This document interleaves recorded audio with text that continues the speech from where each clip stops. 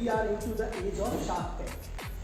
हमारे आप देखेंगे we are at third position number of startups का। अच्छा आइडिया ही एक अच्छी बुनियाद रखता है कि आगे जाकर के वो एक बड़ा स्टार्टअप लगातार मिल रहा है कि 20-20 साल के 18-18 साल के बल्कि उससे छोटे 10 साल के बच्चे भी पूरे ऑल ओवर वर्ल्ड में कहीं ना कहीं अपना स्टार्टअप कर ले रहे हैं। आर्टिफिशियल इंटेलिजेंस पे स्टार्टअप कर ले रहे हैं, तो कहीं मशीन लर्निंग पे कर ले रहे हैं, कोई प्रोडक्ट बेस कर ले रहे हैं। अगर मैं सिंपल बात करूं कि स्टार्टअप होता क्या है, स्टार्टअप और कुछ नहीं है। स्टार्टअप का मतलब है अपना एक आइडिया कैसे ढूंढूं, प्रॉब्लम कितनी बड़ी तरीके का प्रॉब्लम सॉल्व किया। तो ये प्रॉब्लम था तो सवारी नहीं मिल रही थी और सवारी को टैक्सी को सर्च करना है जो वाकई में दुनिया को इस समय मैटर। प्रॉब्लम जितनी बड़ी होगी, जितने ज़्यादा लोगों की प्रॉब्लम होगी, जब आप उसका सलूशन लेकर के आएंगे, आपका स्टार्टअप आइडिया उतना बड़ा होने का जो है वो उसमें दम है। आपको एक अच्छा आइडिया ढूंढना है तो आपको एक अच्छा सच हज़ारों आइडिया रोज हमारे दिमाग में आते हैं और शायद दूसरे दिन तक खत्म हो जाते हैं। स्टार्टअप इंडस्ट्री सिर्फ एक ही चीज़ पर चलती है, वो है एग्जीक्यूशन। हमारे पास इतनी बड़ी पॉपुलेशन है, इतनी बड़ी पॉपुलेशन को केटर करने आइडिया के भी मल्टीपल वर्जन जो है वो भी चाहते और स्विगी एक सा काम कर रहे हैं। नॉर्मली फेलियर उन्हीं स्टार्टअप्स का होता है कि मुझे ऐसा लगा कि जो है इसकी दुनिया को ज़रूरत है। मैंने कभी कस्टमर से पूछा ही, मैंने कभी जाकर के ग्राउंड पर सामने किसी से पूछा ही कि भाई आपको इज्जत है कि नहीं है। रियल टाइम रियल प्रॉब्लम्स का सलूशन जो है ऑफिस में एसी में बैठ करके आप अपने नहीं बिल्डअप कर सकते। इंडिया का सबसे बड़ा और इस समय का सबसे सक्सेसफुल स्टार्टअप ज़ेरोधा। इंडिया की स्टार्टअप हिस्ट्री में एक ऐसा स्टार्टअप जो यूनिकॉर्न बन गया बिना किसी तरीके के सपोर्ट की, फंडिंग की, वो ज़ेरोधा। उन्होंने पहले स्किल इंडिया लेकर के आए, फिर स्टार्टअप इंडिया लेकर के आए। सेक्टर में आज भी इंडिया में अभी तक यूनिकॉर्न नहीं हुआ है। हम कहते हैं ना, हम टेक्नोलॉजी से सेव तो बड़ा सुंदर दिखा सकते हैं, लेकिन असली सेव से ही भरेगा। आज जिस समय आपके मन में जो आइडिया आ रहा है, 1 लाख आइडिया आ रहा है, तो 1000 दिन तक अपने स्टार्टअप आइडिया को सस्टेन करना होगा। 1000 दिन तक आपको कोशिश करना होगी, क्योंकि 1000 दिन के पहले उसके बंद होने की प्रॉबिलिटी बहुत ज़्यादा रहती है। आप अभी देखेंगे परप्लेक्सिटी जैसे और भी मीशो जैसे जिन स्टार्टअप को करने वाले ना, सिर्फ दोनों बड़े बेस्ट फ्रेंड हैं, रतन टाटा जी, कि लोग जो है 40-40 साल एक नौकरी को दे देते हैं, ठीक है, लेकिन वो 3 साल अपने बिजनेस को नहीं दे पाते। हम जिस कंट्री में रह रहे हैं ना, वहाँ प्राइसिंग बहुत मैटर है कि मुझे व्हाट्सएप बनना है, छोटे आपका ये स्विगी जोमेटो ऐप हो गया। वो बच्चे जो कभी अपना पार्ट टाइम में उनके पास कुछ भी नहीं रहता था काम करने के लिए, वो लोग भी कहीं ना कहीं कुछ ना कुछ अर्निंग कर रहे हैं। कुल 4000 स्टार्टअप हुआ करते थे इंडिया में हमारी स्टार्टअप इंडिया स्कीम आने के पहले, और लगातार आज जो है लगभग 1.5 लाख स्टार्टअप्स जो हैं अब आज इंडिया में रजिस्टर्ड हो गए हैं, और भी नए लगातार स्टार्टअप्स रोज जुड़ते जा रहे हैं। स्टार्टअप्स को इग्निशन ग्रांट के थ्रू 2 लाख रुपए से लेकर 10 लाख रुपए आपका प्रोटोटाइप डेवलप करने के लिए जो है वो सपोर्ट दिया जा रहा है। इस ग्रांट के थ्रू वो अपने स्टार्टअप को शुरू कर सकता है, पार्ट ऑफ दी सक्सेस। आप कई बार फेल भी होंगे, लेकिन मैंने ऐसे आपको फेसबुक मार्केटिंग भी करना होगी, आपको लिंक्डइन पे भी एक्टिव रहना पड़ेगा। आप देखिए टाटा ने अपने इतने सारे व्हीकल्स, टाटा जैसी जो थी उन्होंने नैनो जब लॉन्च की, आज बाकी सेगमेंट के व्हीकल्स उतने बिक रहे थे, लेकिन नैनो उस लेवल से सक्सेस नहीं हुई। अच्छी सलाह जो है वो आपको करोड़ों रुपए के बराबर है। तो कोई अगर मुझसे इस समय पूछता है कि what is the right time to do the startup, I will always say this is the right. आज आईपीएल में देखो पूरे वर्ल्ड के क्रिकेट की ही जो है ही चेंज कर दी। आज इंडिया में इतनी बेंच स्ट्रेंथ है प्लेयर्स की कि टेस्ट क्रिकेट के लिए अलग प्लेयर्स हैं, 50-50 फॉर्मेट के लिए अलग है, T20 के लिए अलग है, कुछ प्लेयर्स हैं जो सिर्फ आईपीएल में ही खेल। तो कि हमारे पास जोहो जैसा एक जो है स्टार्टअप है, और देखिए उन्होंने ये दिखा दिया, जोहो के फाउंडर ने, आज भी उनके बारे में पढ़ रहा था कि किस तरह से गांव में भी रह करके एक स्टार्टअप किया जा सकता है और पूरे दुनिया को उसकी सर्विसेज दी जा सकती है। Welcome back to Picnic Study YouTube channel. आज एजुकेशनल पॉडकास्ट में हमारे साथ हैं इंडिया के educational startup mentor Agranshu Dwivedi sir. Firstly thank you sir कि इनवाइट एक्सेप्ट किया। और सर सीईओ हैं निधि आईटीबीआई के, और 100+ इंटरप्रेन्योर को इन्होंने गाइड कर चुके हैं। 150+ स्टार्टअप सेशन ले चुके हैं। सर फर्स्टली अपने बारे में थोड़ा डिटेल्स में बता दें जो देख रहे हैं वीडियो को। चलिए, थैंक यू सो मच मुझे इनवाइट करने के लिए। और ये एक बहुत ही अच्छा इनिशिएटिव मुझे लग रहा है कि आप जो स्टूडेंट्स कर रहे हैं। थोड़ा सा अपने बारे में बताना चाहूंगा। जैसा कि बताया इन्होंने, मेरा नाम अग्रांशु द्विवेदी है। मैं स्टार्टअप इंडिया मेंटोर हूँ, और साथ ही साथ में I am also startup mentor with the ministry of MSME Madhya Pradesh, with the MSME Andhra Pradesh state innovation society. और इसके अलावा जो है मैं अटल जो टिंकरिंग लैब्स हैं उनके लिए भी मेंटोर हूँ। और इसके अलावा जो एक फुल टाइम रिस्पॉन्सिबिलिटी जो मैं यहाँ पर है मेरे पास, वो है निधि आईटीबीआई छत्तीसगढ़ स्वामी विवेकानंद टेक्निकल यूनिवर्सिटी। मैं जो एक incubation centre department of science and technology ने इस्टेब्लिश किया हुआ है, उसको फुल टाइम रन कर रहा हूँ। और डेफिनेटली 100+ जो है स्टार्टअप्स के साथ काम कर चुका हूँ। मैंने जो है ई सेल आईआईटी बॉम्बे के भी स्टार्टअप्स को गाइड किया हुआ है। तो लगातार जुड़ा हुआ हूँ और कोशिश कर रहा हूँ कि इंडिया के जो बेस्ट स्टार्टअप्स हैं उनको कहीं ना कहीं यूनिवर्सिटीज से निकल कर आ सके, उनको नर्चर किया जा सके। सर स्टार्टअप के बारे में आपने इतने बच्चों को गाइड किया स्टार्टअप से, तो सबसे पहले जब कोई पाथ चुनता है, कोई लाइफ में पाथ चुनता है, तो वो ये सोचता है कि मैं सक्सेस हूँ, मैं हूँ। तो आपने दूसरों को गाइड करके उसे सक्सेस के रास्ते पे ले गए। वो क्या, कैसे टर्निंग पॉइंट है ये? बिल्कुल, देखिए ये जो है इस समय आज अगर हम जिस एरा में जी रहे हैं, आप देख रहे होंगे we are into the age of Shark Tank. पहले ये होता था कि स्टूडेंट्स जो हैं वो कहीं ना कहीं कौन बनेगा करोड़पति के लिए जाते थे। अगर देखिए कौन बनेगा करोड़पति में जिस तरीके का नॉलेज शेयर होता है, बहुत बड़ा जो है वो गवर्नमेंट सेक्टर्स में जो एग्जाम्स की प्रिपरेशन कर रहे हैं उनके लिए होता है। अब एक एरा चेंज हो रहा है। आप जैसे स्टूडेंट्स जो हैं वो आज जॉब सीकर होने की बजाय अपने आप को जॉब प्रोवाइडर के रूप में देखना पसंद कर रहे हैं। हमारे देश में आज अगर आप देखेंगे तो we are at 3rd position in the world in terms of number of startups that are coming up. तो एक बहुत बड़ा साइन है, स्टूडेंट्स टर्न अप हो रहे हैं, स्टार्टअप्स के लिए आना चाह रहे हैं। और डेफिनेटली जैसा कि आपने पूछा कि किस तरह से हम बच्चों को इसमें इंडल्व कर रहे हैं, उनको इन्वॉल्व कर रहे हैं, तो कहीं ना कहीं देखिए बच्चे जो हैं आप जैसे अच्छे स्टूडेंट्स कुछ अपना अच्छा स्टार्टअप आइडिया लेकर के आ रहे हैं। एक अच्छा आइडिया ही एक अच्छी बुनियाद रखता है कि आगे जाकर के वो एक बड़ा स्टार्टअप बने।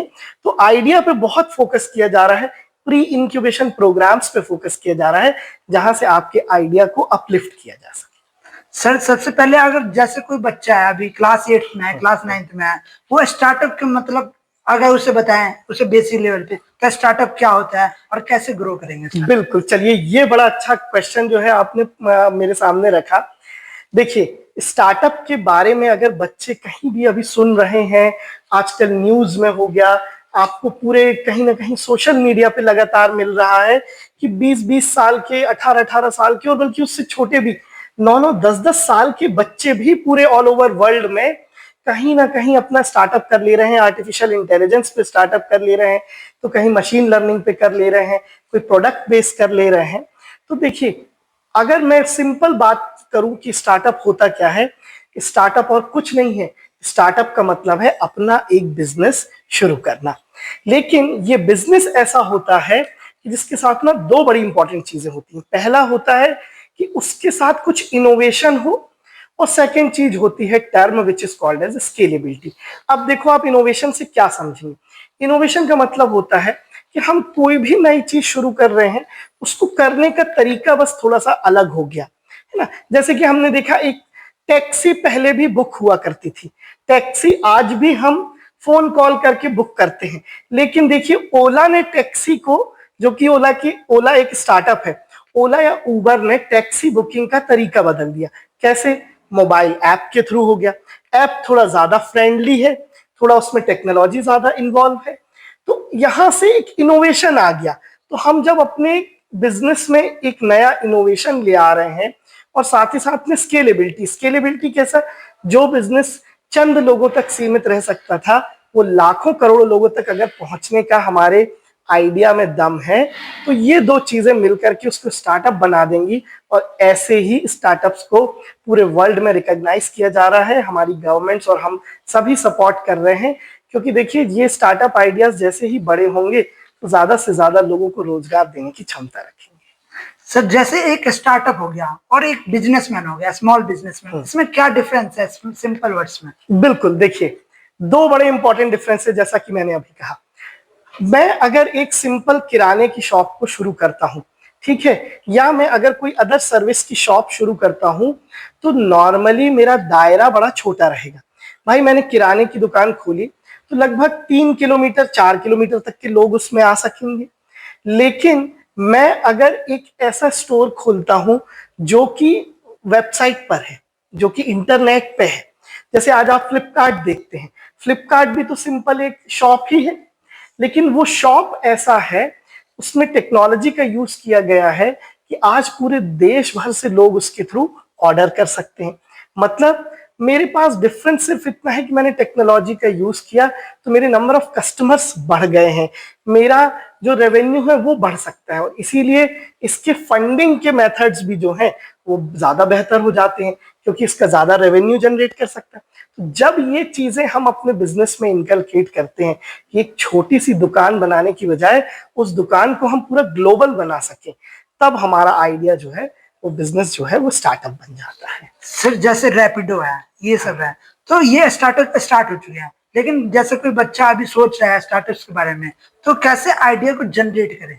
बिल्कुल, चलिए, ये भी आपने एक बड़ा अच्छा प्रश्न पूछा कि नॉर्मली स्टूडेंट्स इस समय सबसे ज्यादा जो कहीं ना कहीं कंफ्यूज रहते हैं कि चलिए सर, हमने डिसाइड तो कर लिया कि मुझे स्टार्टअप करना है, लेकिन एक अच्छे स्टार्टअप के लिए एक अच्छा आइडिया जनरेट करना जरूरी है। तो अच्छा आइडिया कैसे ढूंढेंगे?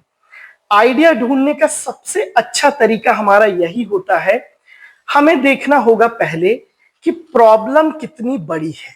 जैसे देखिए, ओला ने जब अपना ये आइडिया लेकर के आए कि यार हमारे पास एक ऐसा बुकिंग प्लेटफॉर्म होना चाहिए जिससे हमारे को आसपास का कोई भी ऑटो हो, कोई भी टैक्सी हो, वो इजीली एक्सेसिबल हो जाए।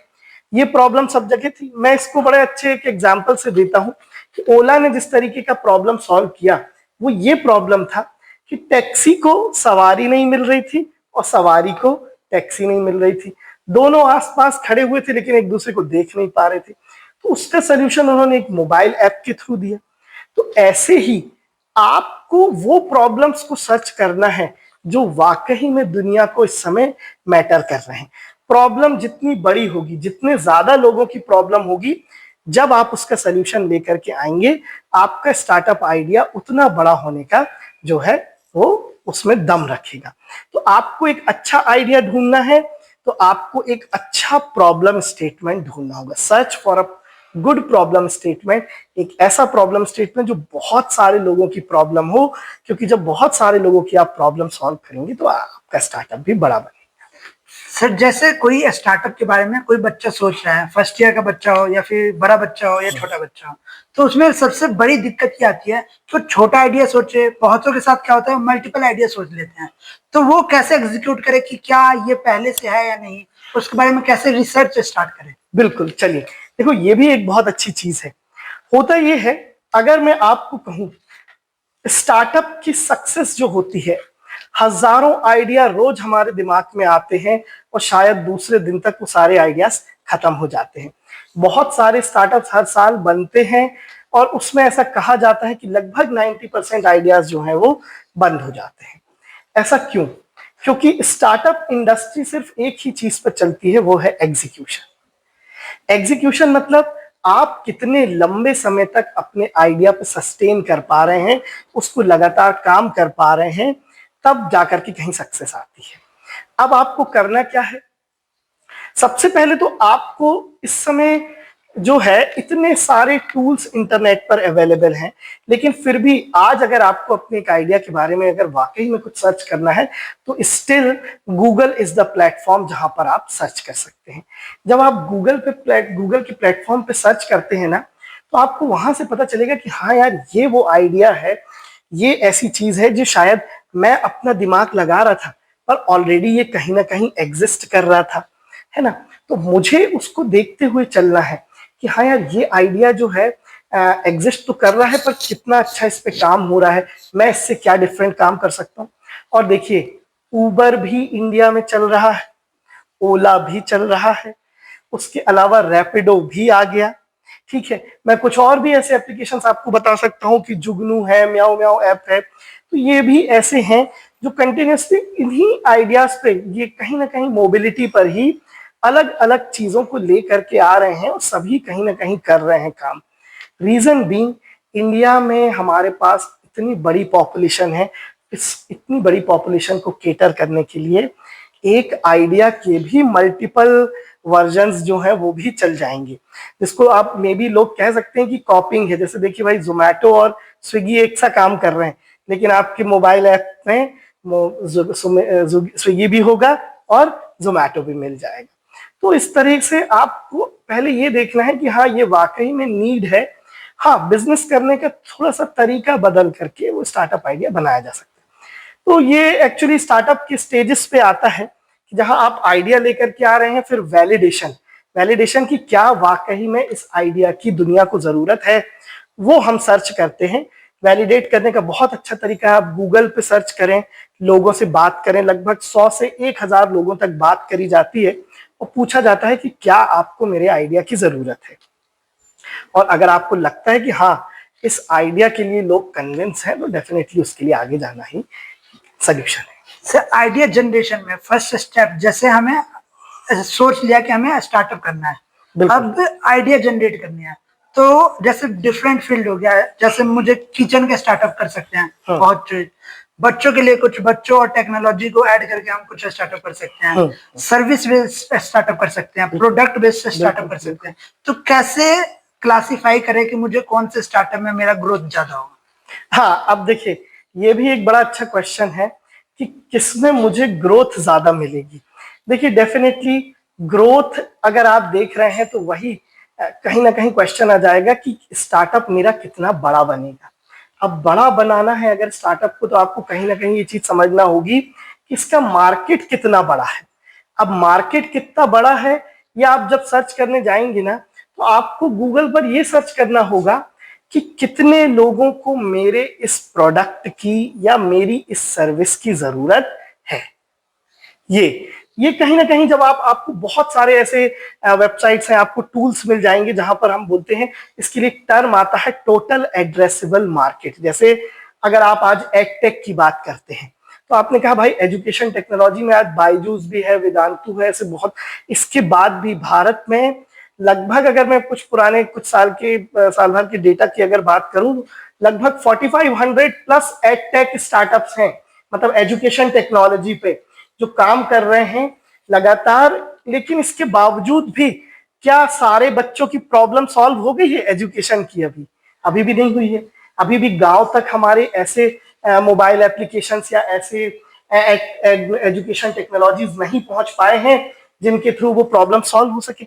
मतलब अभी भी स्कोप है, ठीक। तो उस समय, लेकिन जो नंबर ऑफ पूरे स्टूडेंट्स हमारे पास अवेलेबल है, वो तो आपका टोटल एड्रेसेबल मार्केट होंगे। लेकिन उस एड्रेसेबल मार्केट में आप कितनों को सर्व कर सकते हो, वो देखना भी हमें जरूरी होगा।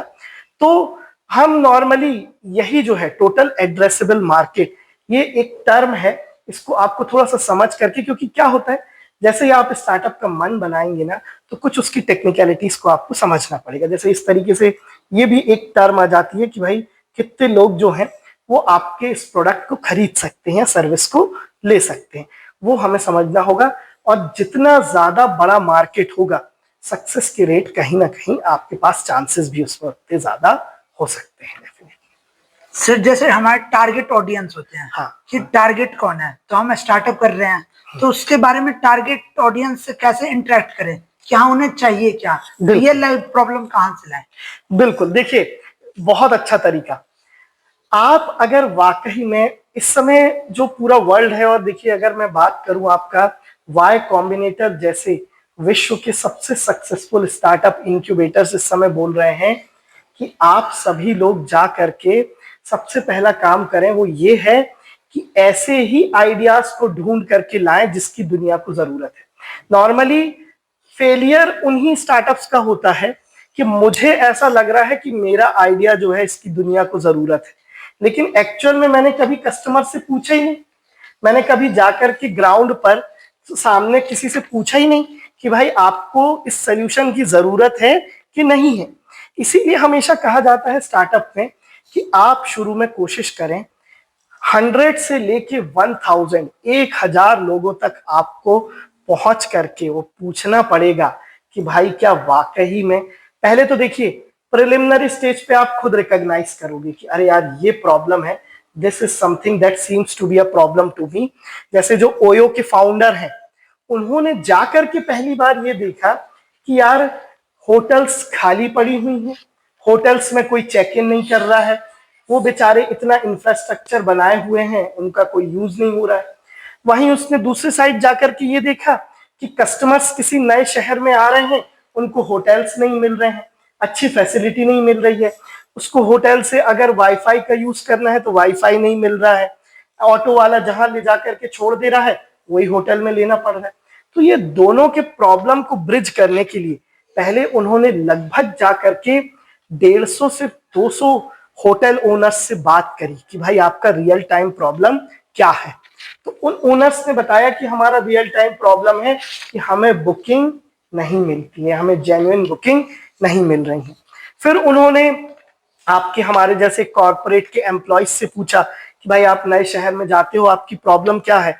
उन्होंने कहा कि सर हमारे पास कोई ऐसा रिलायबल प्लेटफॉर्म नहीं है जिसके थ्रू मैं होटल्स की बुकिंग कर सकूं, मेरी रिलायबिलिटी रहे कि मैं 5 दिन बाद जाऊं तो मुझे होटल मिल ही जाए, मुझे रूम मिल ही जाए।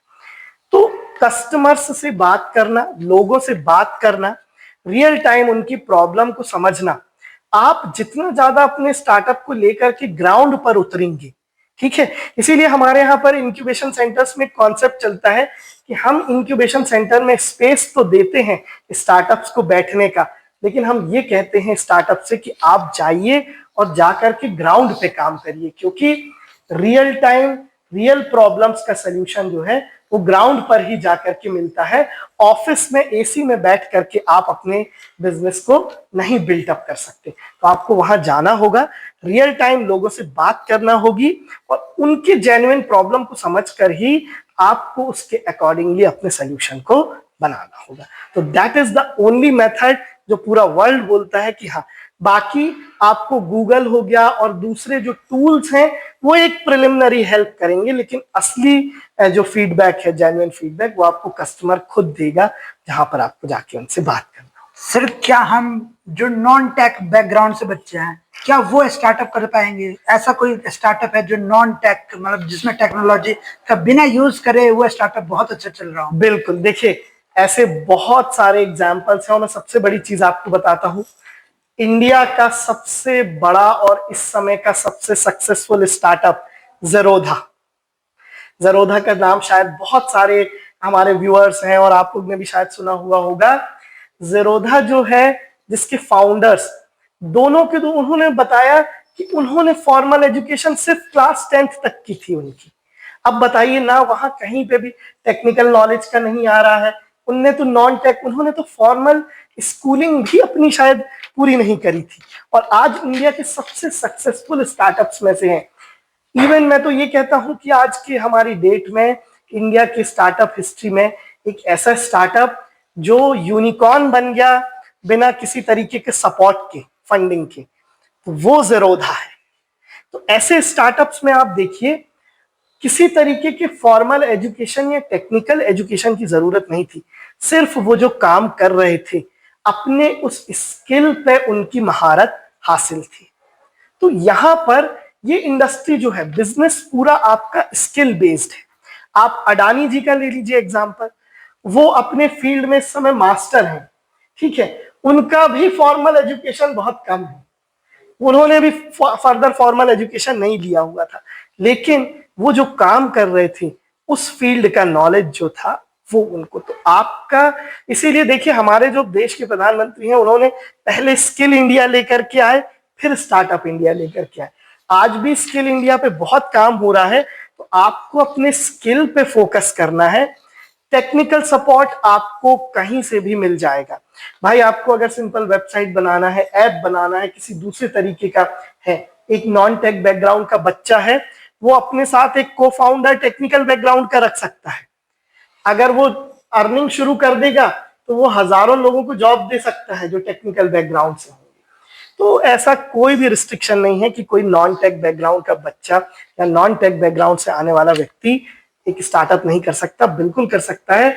बस आपको चूज करना है कि मैं जिस सेक्टर में काम कर रहा हूं वहां बस मेरी महारत होना चाहिए, वहां कहीं ना कहीं उस सेक्टर का मुझे अच्छा ज्ञान होना चाहिए। और देखिए, मैं एक बड़ा ओपनली हर प्लेटफॉर्म पे बोलता हूं जहां पे भी मौका मिलता है, एग्रीकल्चर सेक्टर में आज भी इंडिया में अभी तक यूनिकॉर्न नहीं हुआ है। और एग्रीकल्चर इतना बड़ा सेक्टर है क्योंकि हम कहते हैं ना, हम टेक्नोलॉजी से सेव तो बड़ा सुंदर दिखा सकते हैं, लेकिन ना मेरा पेट असली सेव से ही भरेगा। ठीक है, तो बहुत बड़ा इस समय अभी स्कोप है कि जहां बच्चे जो है एग्रीटेक जैसे फील्ड में काम कर सकते हैं। और कहीं ना कहीं इस सेक्टर में अभी भी यूनिकॉर्न और नए स्टार्टअप्स आने की बहुत गुंजाइश है। सर जैसे हमने स्टार्टअप के आइडिया के बारे में सोच लिया, आइडिया क्या है, फिर आता है स्टेप कि उसे कोई कॉपी ना कर ले हमारे आइडिया को, या फिर कोई और वर्क ना कर रहा हो। हाँ, सेम टाइम में इतनी कंट्रीज हैं, किसी कंट्रीज में कोई बैठ के, कोई टीम बैठ के उसी सेम स्टार्टअप को लिए सोच रहा हो, तो इसके बारे में कैसे पता चलेगा और कॉपी करने से कैसे बचें? बिल्कुल, देखिए ये भी आपने एक बड़ी अच्छी चीज कही कि ये अक्सर ना स्टार्टअप जब भी हम उस फील्ड में उतर रहे होते हैं तो ये बड़ा डर रहता है बच्चों के बीच में कि यार मैंने एक स्टार्टअप आइडिया लेके आया, मैं सर आपको नहीं बताऊंगा क्योंकि आपसे ये स्टार्टअप आइडिया जो है किसी और को चला जाएगा। ठीक है, लेकिन मेरे दोस्त, मैंने सबसे पहली बात ही इसीलिए कही, startup is all about execution. आज की डेट में आप जो ब्लिंकिट देख रहे हैं कि 20 मिनट के अंदर लोकल मार्केट से ही आपको लाके घर पे डिलीवरी कर देता है। मैं जब 2020 में इंक्यूबेशन सेंटर रन कर रहा था, हमारे वहां लोकली कई ऐसे स्टार्टअप्स थे जिन्होंने ये कोशिश करी कि सर हम लोकल मार्केट से तुरंत हम डिलीवर करेंगे। उस समय क्योंकि जो हमारे फ्लिपकार्ट और अमेजोन जैसे 7-7 दिन 11-11 दिन लगाया करते थे डिलीवरी में, तो वो लोगों ने ये कोशिश की थी कि हम तुरंत कर देंगे। पर आप देखिए, ब्लिंकिट जैसा एक स्टार्टअप हुआ जिसने उसको रन किया। तो मतलब आइडिया, आज जिस समय आपके मन में जो आइडिया आ रहा है, 1 लाख लोगों के मन में वही आइडिया आ रहा होगा। लेकिन आइडिया सिर्फ दिमाग में आने या आइडिया सिर्फ पता चलने से कुछ नहीं होता है। Startup is all about execution. मैंने कहा, कोई भी अच्छा स्टार्टअप शुरू करके जरूरी नहीं है कि अच्छे आइडिया पे काम शुरू किया और उसको सस्टेनेबल कर पाया। जिसने लंबे समय तक उस आइडिया को कंटिन्यू किया, जिसने उस पर लगातार काम करता रहा, उसका आइडिया जाकर के बड़ा हो जाता है। बड़े बड़े लोग जो हैं, आप अगर हम जैक मा जैसे हैं, उनकी अगर हम बात करेंगे, वो कहते हैं कि आपको 1000 दिन तक अपने स्टार्टअप आइडिया को सस्टेन करना होगा। 1000 दिन तक आपको कोशिश करना होगी, क्योंकि 1000 दिन के पहले उसके बंद होने की प्रोबेबिलिटी बहुत ज्यादा रहती है। मतलब 3 साल आप अगर अच्छे से अपने आइडिया पे काम कर लें तो ये मान के चलिए कि आपका आइडिया जरूर सक्सेसफुल बन सकता है। तो इसीलिए कभी भी अपने स्टार्टअप आइडिया को किसी मंच पर बताने से या कहीं शेयर करने से आप डरिए मत। आपका स्टार्टअप आइडिया लोग कॉपी कर सकते हैं, लेकिन आपका एग्जीक्यूशन कोई कॉपी नहीं कर सकता। इसीलिए for success of the startup, execution is the key. Idea तो डेफिनेटली वो कॉपी करेंगे। सर जैसे कोई स्टूडेंट है, वो अपनी टीम में से को फाउंडर को कैसे मतलब चुने? हाँ, चलिए ये भी एक बड़ा अच्छा क्वेश्चन जो है नॉर्मली लोग कहते हैं, है ना। आप अभी देखेंगे परप्लेक्सिटी जैसे स्टार्टअप है और भी मीशो जैसे बहुत सारे ऐसे स्टार्टअप्स हुए, जिन स्टार्टअप्स को करने वाले ना जो को फाउंडर्स थे, दोनों बड़े बेस्ट फ्रेंड रहे हैं। नॉर्मली जब सबसे पहले भी जब शुरू हुआ था इन्फोसिस, उस समय की बात है, आप लोग शायद जानते नहीं होंगे, इन्फोसिस के जो फाउंडर थे उन्हें एक और दूसरी बड़ी कंपनी ने रिजेक्ट कर दिया था अपने यहाँ पर एज एन इंजीनियर लेने के लिए। और वहां से रिजेक्शन को उन्होंने इतना बड़ा आंसर दिया कि जिस कंपनी ने उन्हें रिजेक्ट किया था उसके पैरेलली अपनी कंपनी उन्होंने खड़ी कर दी। अब उस कंपनी को जब उन्होंने स्टार्ट किया तो वो 6 लोग जो उनके साथ काम कर रहे थे वो सभी फ्रेंड्स थे। तो बहुत अच्छा हमारे स्टार्टअप इंडस्ट्री में कहा जाता है कि अच्छे दोस्त जो होते हैं ना वो एक अच्छे, क्योंकि क्या है उनके बीच में बॉन्डिंग अच्छी है, फ्रेंडशिप में ट्रस्ट बड़ा अच्छा होता है। और नॉर्मली ऐसे 2 फ्रेंड्स बन जाते हैं कि एक जो है किसी का टेक्निकल बड़ा अच्छा है तो किसी का दूसरा प्रेजेंटेशन स्किल्स बड़े अच्छे हैं, और दोनों मिल करके जो है उन्होंने कोई कंपनी चालू करी और आज वो कंपनी जो है आगे जाकर के बहुत बड़ी बन गई। तो आपको भी ऐसे ही करना है।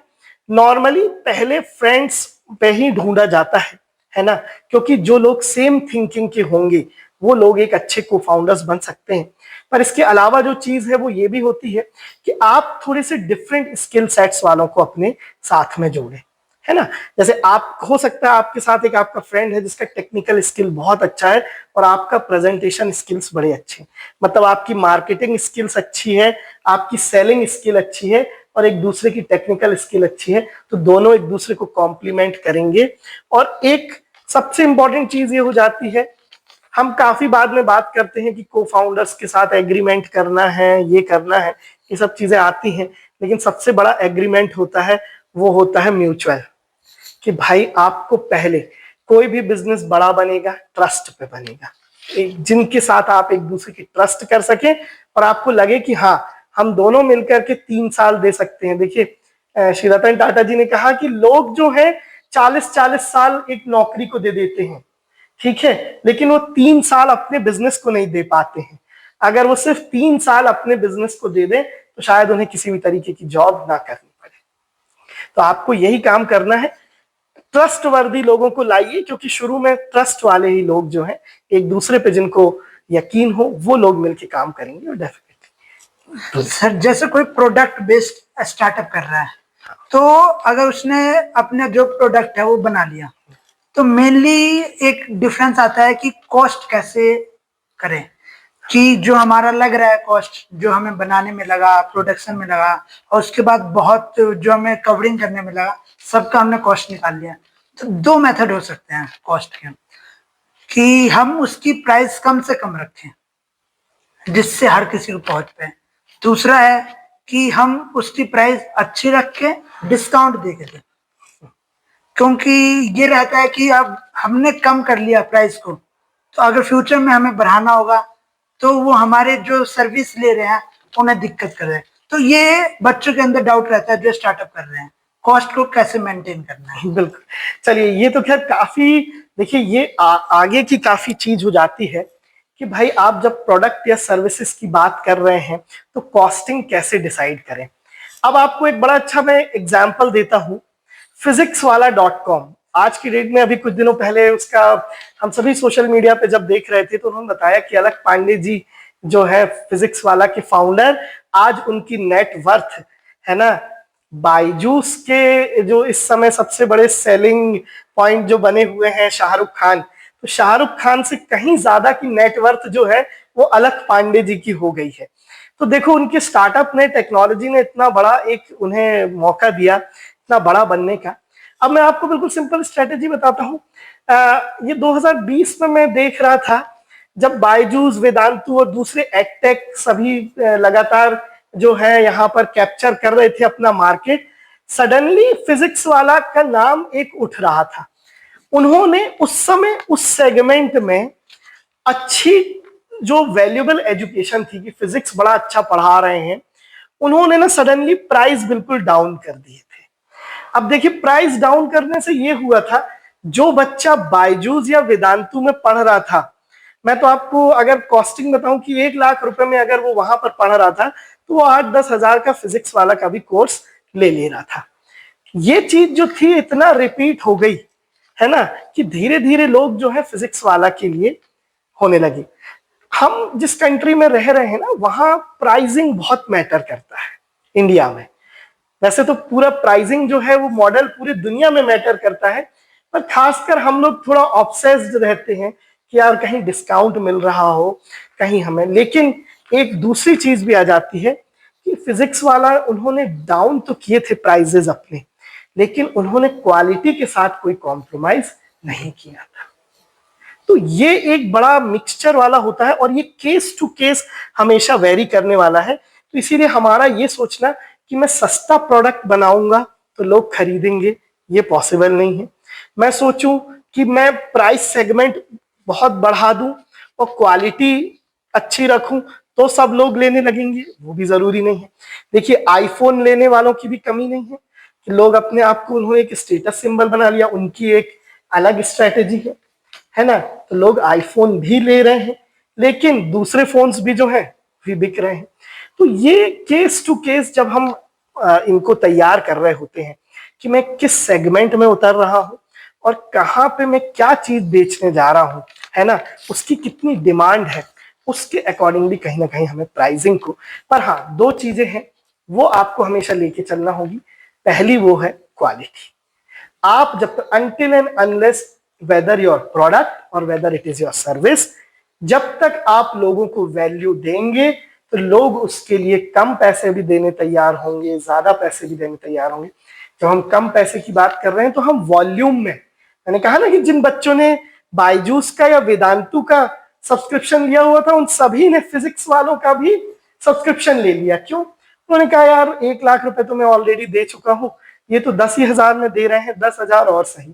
पेरेंट्स भी सोचते थे कि ठीक है 10,000 का और ले ले बेटा, एक फिजिक्स की क्लास पढ़ने की बजाय तू 2 फिजिक्स की क्लास पढ़ लेना। तो कहीं ना कहीं ये स्ट्रैटेजीज जो होती हैं जब मार्केटिंग की या प्राइसिंग डिसाइड करने की, तो ये हमें प्रोडक्ट टू प्रोडक्ट और हमारे सर्विस टू सर्विस जो है ना उसी समय डिसाइड करी जाती हैं। और लगातार इनमें थोड़ा सा ट्विस्ट या पिवट जो हम बोलते हैं वो करते रहना पड़ता है मार्केट के हिसाब से। तो ये चीजें जो हैं आप आगे, तो अभी बीइंग एज ए स्टार्टिंग, जब आप सिर्फ स्टार्ट कर रहे हैं तो स्टार्ट करते समय पहले तो आप कोशिश कीजिए कि मुझे व्हाट्सएप बनना है। व्हाट्सएप बनने का मतलब ये है, व्हाट्सएप का देखिए आज तक कोई एडवर्टाइजमेंट नहीं है दुनिया में। कोई देखता है कि हमने आज तक व्हाट्सएप का कोई एडवर्टाइजमेंट देखने नहीं मिला। क्यों? व्हाट्सएप ऐसा फीचर लेकर के आया, उसने ऐसी प्रॉब्लम को पकड़ा। जब एक टाइम हुआ करता था जब टेक्स्ट मैसेजिंग चलती थी, उसने उस चीज को खत्म किया और आज फिर वीडियो कॉलिंग है, वॉइस कॉलिंग है, डेटा शेयरिंग है, डॉक्यूमेंट शेयरिंग है, सब कुछ उस पर होने लगा।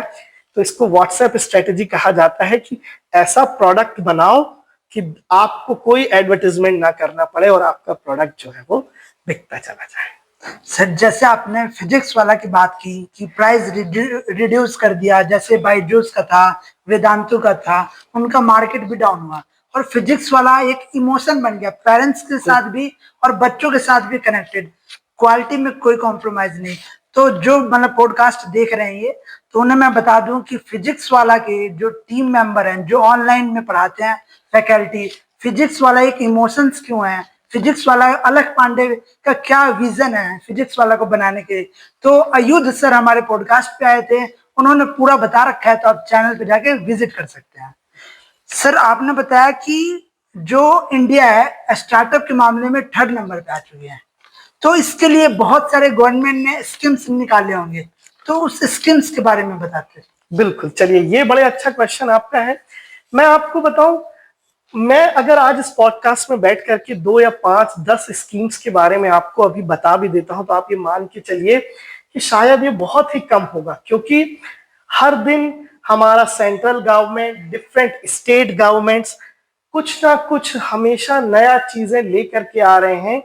क्योंकि देखिए बहुत बड़ा एक विजन है, हम जितने ज्यादा लोगों को स्वरोजगार से जोड़ेंगे, जितने ज्यादा लोगों को एंटरप्रेन्योरशिप से जोड़ेगी सरकार, उतना ज्यादा जो है जॉब सीकर्स की कमी होगी। और ये वही सारे स्टार्टअप्स हैं, जैसे आप लगभग अभी देख सकते हैं, लगभग अभी का डेटा जो है इंडिया का वो ये बोलता है 22 से 25 लाख जो है वो स्टार्टअप्स ने जॉब क्रिएट किए हैं इंडिया में।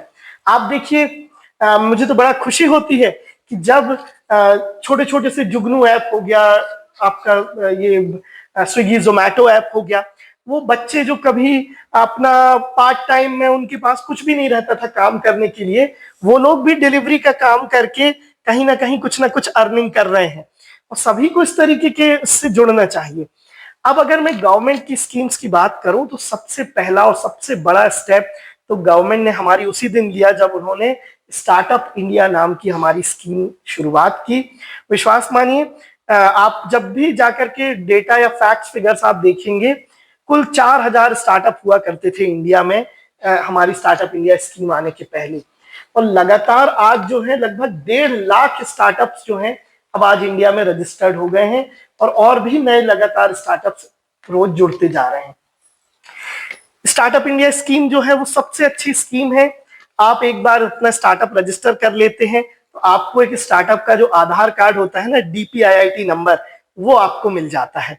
उस DPIIT नंबर के साथ जो है आप अगले 10 साल तक स्टार्टअप कहलाते हैं, और आपको पूरे ऑल ओवर इंडिया में कहीं पर भी अगर स्टार्टअप से रिलेटेड जो बेनिफिट है, देखो गवर्नमेंट आज कह रही है कि हम स्टार्टअप से सामान खरीदेंगे, हम स्टार्टअप को सबसे पहले काम देंगे, तो ये सारी चीजें जो है ना, ये बेनिफिट आपको अगले 10 साल के लिए शुरू हो जाते हैं। आप जब तक लगभग 100 करोड़ का टर्नओवर नहीं बन जाते, आप तब तक स्टार्टअप कहलाएंगे। ये है। फिर अलग अलग डिपार्टमेंट्स को भी रिस्पॉन्सिबिलिटी दी गई है कि वो लोग भी जो है स्टार्टअप्स को सपोर्ट करें। जैसे हम बात करते हैं हमारा खुद का, हम जिस डिपार्टमेंट से हमें सपोर्टेड है, department of science and technology जो है हमारा, विज्ञान प्रौद्योगिकी मंत्रालय, भारत सरकार, उन्होंने TBI टेक्नोलॉजी बिजनेस इंक्यूबेटर्स पूरे देश में स्टैब्लिश किए हैं। वो हमारे जैसे टियर 3 सिटीज में अब ITBI inclusive technology business incubators को जो है वो सपोर्ट कर रहे हैं, जहां पर स्टार्टअप्स को इग्निशन ग्रांट के थ्रू 2 लाख रुपए से लेके 10 लाख रुपए तक का आपका प्रोटोटाइप डेवलप करने के लिए जो है वो सपोर्ट दिया जा रहा है। इस ग्रांट के थ्रू वो अपने स्टार्टअप को शुरू कर सकते हैं। फिर इसके अलावा उन्होंने अपना जो है सीड फंड स्कीम भी चला रहे हैं। फिर उसके अलावा जो है केवल department of science and technology ही जो है वो EIR प्रोग्राम्स भी चलाते हैं, which is called as the entrepreneur in residence, जिसमें 6 महीने आपको अपने एक इंक्यूबेशन सेंटर में रह करके अपने स्टार्टअप करने का 30,000 रुपए तक का स्टाइपेंड भी दिया जाता है, और फिर स्टार्टअप करने के लिए फर्दर भी ग्रांट दिया जा रहा है। तो ये वो चीजें हैं जो लगातार चल रही हैं। इसके अलावा startup India seed fund scheme है, जिसमें गवर्नमेंट ने जो है लगभग 20 लाख रुपए का ग्रांट रखा हुआ है कि आप कोई बहुत अच्छा स्टार्टअप आइडिया लाते तो आपको 20 लाख तक का ग्रांट मिलेगा उसका प्रोटोटाइप बनाने। फिर इसके बाद अगर आप फर्दर और आगे बढ़ा रहे हैं तो आपको डेट और डिबेंचर दोनों में दे रही है। क्रेडिट गारंटी स्कीम है आपके साथ, जो जहां पर आपको बिना किसी चीज को, जिसको हम बोलते हैं ना कि आपको कहीं भी कुछ आपको गिरवी नहीं रखना पड़ेगा, और आपको जो है वो पैसा सरकार प्रोवाइड करेगी। मुद्रा स्कीम है जो लगातार पूरे ऑल ओवर इंडिया चल रही है। फिर PMEGP एक काफी अच्छा प्रधानमंत्री रोजगार सृजन कार्यक्रम है, जिसके थ्रू लगभग आप 25 लाख रुपए तक का पहला था, अब शायद उसको 50 लाख तक कर दिया है उन्होंने, तो आपको 50 लाख रुपए तक का भी उसमें आप देखेंगे तो आपको वहां से लोन के फॉर्म में भी मिल सकता है। तो देखिए, मैं एक नटशेल में आपको ये कहूं कि ये 15-20 स्कीम्स के अलावा भी सारे के सारे स्टेट गवर्नमेंट, हमारे छत्तीसगढ़ गवर्नमेंट भी काफी, आप उनके पोर्टल पर जाएंगे तो आप देखेंगे छत्तीसगढ़ गवर्नमेंट भी सपोर्ट कर रहा है। MP गवर्नमेंट है, आपके नियर बाय स्टेट्स हैं, आंध्र प्रदेश है, ये सभी स्टेट गवर्नमेंट भी लगातार सपोर्ट कर रही हैं अपने स्टार्टअप्स को। तो आज की डेट में सबसे पहली चीज, किसी भी बच्चे को, किसी भी स्टूडेंट को जो स्टार्टअप करने जा रहा है, उसको बिल्कुल डरने की जरूरत नहीं है कि मुझे फंड कहां से मिलेगा, क्योंकि नॉर्मली हमें यही रहता था कि यार मैं अच्छी एजुकेशन के लिए तो अपने फादर पे ऑलरेडी डिपेंडेड हूं, तो अब मैं क्या, मुझे अपना बिजनेस स्टार्ट करना है तो पैसा कहां से देगा। पैसे की बिल्कुल चिंता मत करिए, गवर्नमेंट आपको दिल खोल के सपोर्ट कर रही है, और गवर्नमेंट जान रही है कि जिस दिन आप अच्छे स्टार्टअप बन जाएंगे, आप बहुत सारे लोगों को जो है कहीं ना कहीं जॉब्स देंगे और एक देश का नाम रोशन करेंगे। आपको सपोर्ट करने के लिए सफिशिएंट स्कीम्स है, बस आप अच्छा आइडिया लेकर के आइए और उस पर आगे बढ़िए। सर, ये फंड्स कैसे जनरेट होते हैं, ये इसके बारे में आपने बताया। बच्चों के मन में इसके बाद सबसे पहला डाउट ये आएगा कि हमने फंड्स ले लिया, हमने प्रोटोटाइप बनाया, गवर्नमेंट को अच्छा भी लगा, फंड्स मिल भी गया, अगर वो हम जब मार्केट में ला रहे हैं उस स्टार्टअप को और वो स्टार्टअप ग्रो नहीं कर पाया, वो अपने फंड्स के लायक भी पैसे जनरेट नहीं कर पाया, तो क्या फिर कोई गवर्नमेंट उस पर पैसे लगाएगी कि उसे पैसे वापस करने हैं? नहीं नहीं, बिल्कुल, देखिए ये बड़ी अच्छी चीज है। इसीलिए देखिए गवर्नमेंट बहुत रिस्क ले रही है आपके साथ ऑलरेडी, इसीलिए वो बोलते हैं ग्रांट एक बार किसी स्टार्टअप को दे दी तो हाँ चांसेस रहते हैं कि भाई स्टार्टअप फेलियर के चांसेस भी रहते हैं। कई बार कोई ऐसी सिचुएशंस आ गई कि फेल हो गया स्टार्टअप, तो आपको डरना नहीं है, क्योंकि failures are a part of the success. आप कई बार फेल भी होंगे, लेकिन मैंने ऐसे ऐसे स्टार्टअप्स को जानता हूं जिनके 3 से 4 स्टार्टअप जो थे, कहीं ना कहीं कुछ स्टार्टअप आइडिया उनके फेल हुए, लेकिन 4 स्टार्टअप के बाद भी वो लगा रहा और आज उसका 5th स्टार्टअप ऐसा बना जो आज पूरे ऑल ओवर वर्ल्ड में आज उसका चल रहा है।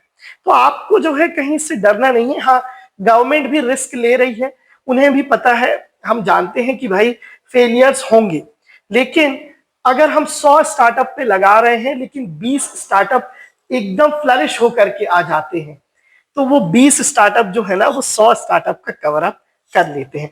तो फेलियर्स को भी हमेशा कंसिडर किया जाता है, लेकिन फेलियर्स होने के बाद भी ये चीज देखी जाती है कि एफर्ट्स में कोई कमी नहीं रही, आप कितने हद तक आगे बढ़े वो बड़ा इंपॉर्टेंट है।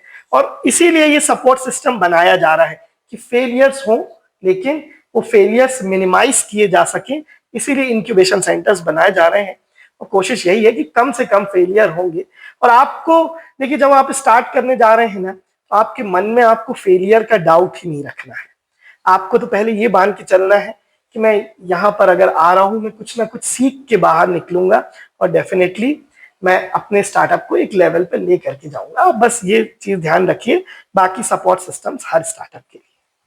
सर जैसे स्टार्टअप कर लिया कोई, तो 2 ऑप्शन रहता है। अगर हमें उसे लॉन्च करना है तो वो हम अमेजोन, अगर कोई प्रोडक्ट बेस्ड है तो अमेजोन से करा सकते हैं, फ्लिपकार्ट, बहुत सारे ऐप हो चुके हैं शॉपिंग के। दूसरा ऑप्शन रहता है कि हम खुद की अपनी वेबसाइट बनाएं जिससे हम पीपल टू पीपल इंटरेक्ट कर पाए। बिल्कुल। तो कौन सा बेटर रहेगा जब हम स्टार्ट कर रहे हैं? बिल्कुल, चलिए देखो, ये भी एक बड़ी अच्छी चीज है जो उन्होंने पूछा। भाई मैंने कुछ अच्छा प्रोडक्ट बना लिया आज, तो मेरे पास 2 ऑप्शन है। मैं अपना खुद का वेबसाइट बनाऊं, ठीक है, मैं उसका मार्केटिंग करूं, या मैं ऑलरेडी स्टैब्लिश्ड जो उन्होंने बताया कि फ्लिपकार्ट है, अमेजॉन है और ऐसी ढेरों वेबसाइट्स हैं जिन पे वो प्रोडक्ट बिक सकते हैं। अब नॉर्मली अगर आप देखेंगे, आप इवन शार्क टैंक पे भी, क्योंकि ये काफी इस समय मैं तो इसको एक रेवोल्यूशन मान रहा हूं कि एक बड़ा रेवोल्यूशनरी आइडिया है। बच्चे अगर रेगुलरली आप शार्क टैंक देखेंगे तो आपको वहां से पता चलेगा बहुत सारे बड़े जितने भी स्टार्टअप आइडियाज आते हैं जो आज की डेट में कुछ अपना प्रोडक्ट बेच रहे हैं, उन्होंने ना दोनों स्ट्रैटेजीज बनाई हुई है। ठीक है, आपको दोनों चीजों को लेकर के चलना है। कैसे? देखिए, आज की डेट में फ्लिपकार्ट, अमेजॉन, स्नैपडील, मिंत्रा, मीशो, ये वो सारे प्लेटफॉर्म्स हो गए हैं जो आज लोगों के, ये अब सक्सेसफुल हैं, है ना, ये लोगों के मोबाइल्स पर अवेलेबल हैं। आप अपने प्रोडक्ट्स को जब आप इन पर लिस्ट करते हैं ना, तो आप डायरेक्टली इनके मार्केट का पार्ट बन जा रहे हैं।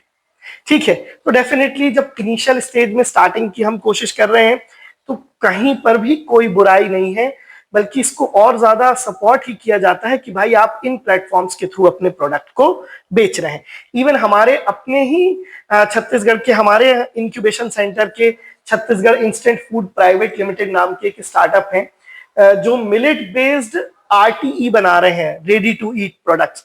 वो सब पे बेच रहे हैं, अमेजॉन पे भी उनकी प्रोडक्ट मिल जा रहे हैं, फ्लिपकार्ट पे भी मिल जा रहे हैं। क्यों? क्योंकि ये जो ऑलरेडी स्टैब्लिश्ड वेबसाइट्स हैं या एप्स हैं, ये पूरे ऑल ओवर इंडिया से उनको लेकर के मार्केट दे रहे हैं। हाँ, पैरेलली आप अपना भी वेबसाइट बना के रख रहे हैं जो आपका एक आइडेंटिटी है, आपका एक पहचान है ना, कि कभी कोई अगर आपके बारे में सर्च करता है तो वो आपको इस वेबसाइट के थ्रू मिल जा रहा है। वहां से भी तो आपको बिजनेस जनरेट करने के मल्टीपल लिंक्स रखने होंगे, आपको फेसबुक मार्केटिंग भी करना होगी, आपको इंस्टाग्राम भी करना होगी, आपको लिंक्डइन पे भी एक्टिव रहना पड़ेगा। मतलब ओवरऑल अगर हम देखें, किसी भी स्टार्टअप की सक्सेस तभी होगी, आपकी विजिबिलिटी जितनी ज्यादा होगी, है ना, आप उतना ज्यादा सक्सेस होंगे। एक स्टार्टअप मेंटर है चित्रेश सोनी जी, कभी आप सर्च करेंगे, वो एक बड़ी अच्छी, उन्होंने एक पॉडकास्ट किया था जिसमें उन्होंने कहा कि 90% of the customers doesn't even know that you exist. मतलब आपके 90% कस्टमर्स को कभी पता ही नहीं था कि आप एग्जिस्ट करते हो। क्यों? क्योंकि कभी आप उनकी नजरों के सामने ही नहीं आ पाए। तो आपको इन सारी जगहों पर अपनी विजिबिलिटी देना है, क्योंकि आप जितने ज्यादा विजिबल होंगे आपका प्रोडक्ट उतना ज्यादा दिखेगा। सर जैसे हमने कोई स्टार्टअप लॉन्च किया, जैसे हमने कोई शर्ट, अभी जैसे शर्ट है, मोस्टली अभी के टाइम में टेक डिपार्टमेंट आगे जा रहा है, उसकी फ्यूचर बढ़ रही है, तो टेक डिपार्टमेंट या फिर वो कॉर्पोरेट में जाएगा या फिर बैंक में जाएगा, दोनों जगह मोस्टली फॉर्मल में जाएगा वो। तो शर्ट की डिमांड बढ़ रही है, किसी ने शर्ट का स्टार्टअप किया, 5 टाइप के उसने शर्ट बनाए, उसमें से उसके 2 शर्ट की डिमांड बढ़ रही है लेकिन 3 की बिल्कुल ही डिमांड नहीं है, तो वो कैसे जाने कि ये क्यों नहीं बिक रहा है? हाँ देखिए, अब आपने एक बड़ा अच्छा क्वेश्चन पूछा। होता नॉर्मली यही है कि जब अपना स्टार्टअप कर रहे होते हैं तो ये चीजें कई बार सामने आएंगी। आपने मान लीजिए 5 प्रोडक्ट स्टार्ट करे, ठीक है, उसमें से कोई 2 प्रोडक्ट्स आपके बहुत अच्छे बिक रहे हैं, 3 प्रोडक्ट्स आपके कम बिक रहे होंगे। अब जो प्रोडक्ट ज्यादा बिक रहे होंगे डेफिनेटली वो ज्यादा रेवेन्यू जनरेट करेंगे। आपको यही चीज जो है ना, ये आपको, जो मैंने सबसे शुरू में कहा, आपको जेन्युइनली कस्टमर से ही जानने की कोशिश करना होगी कि भाई ये क्यों आखिर इस प्रोडक्ट की उतनी डिमांड नहीं है। पर ये चीज होगी कहीं ना कहीं।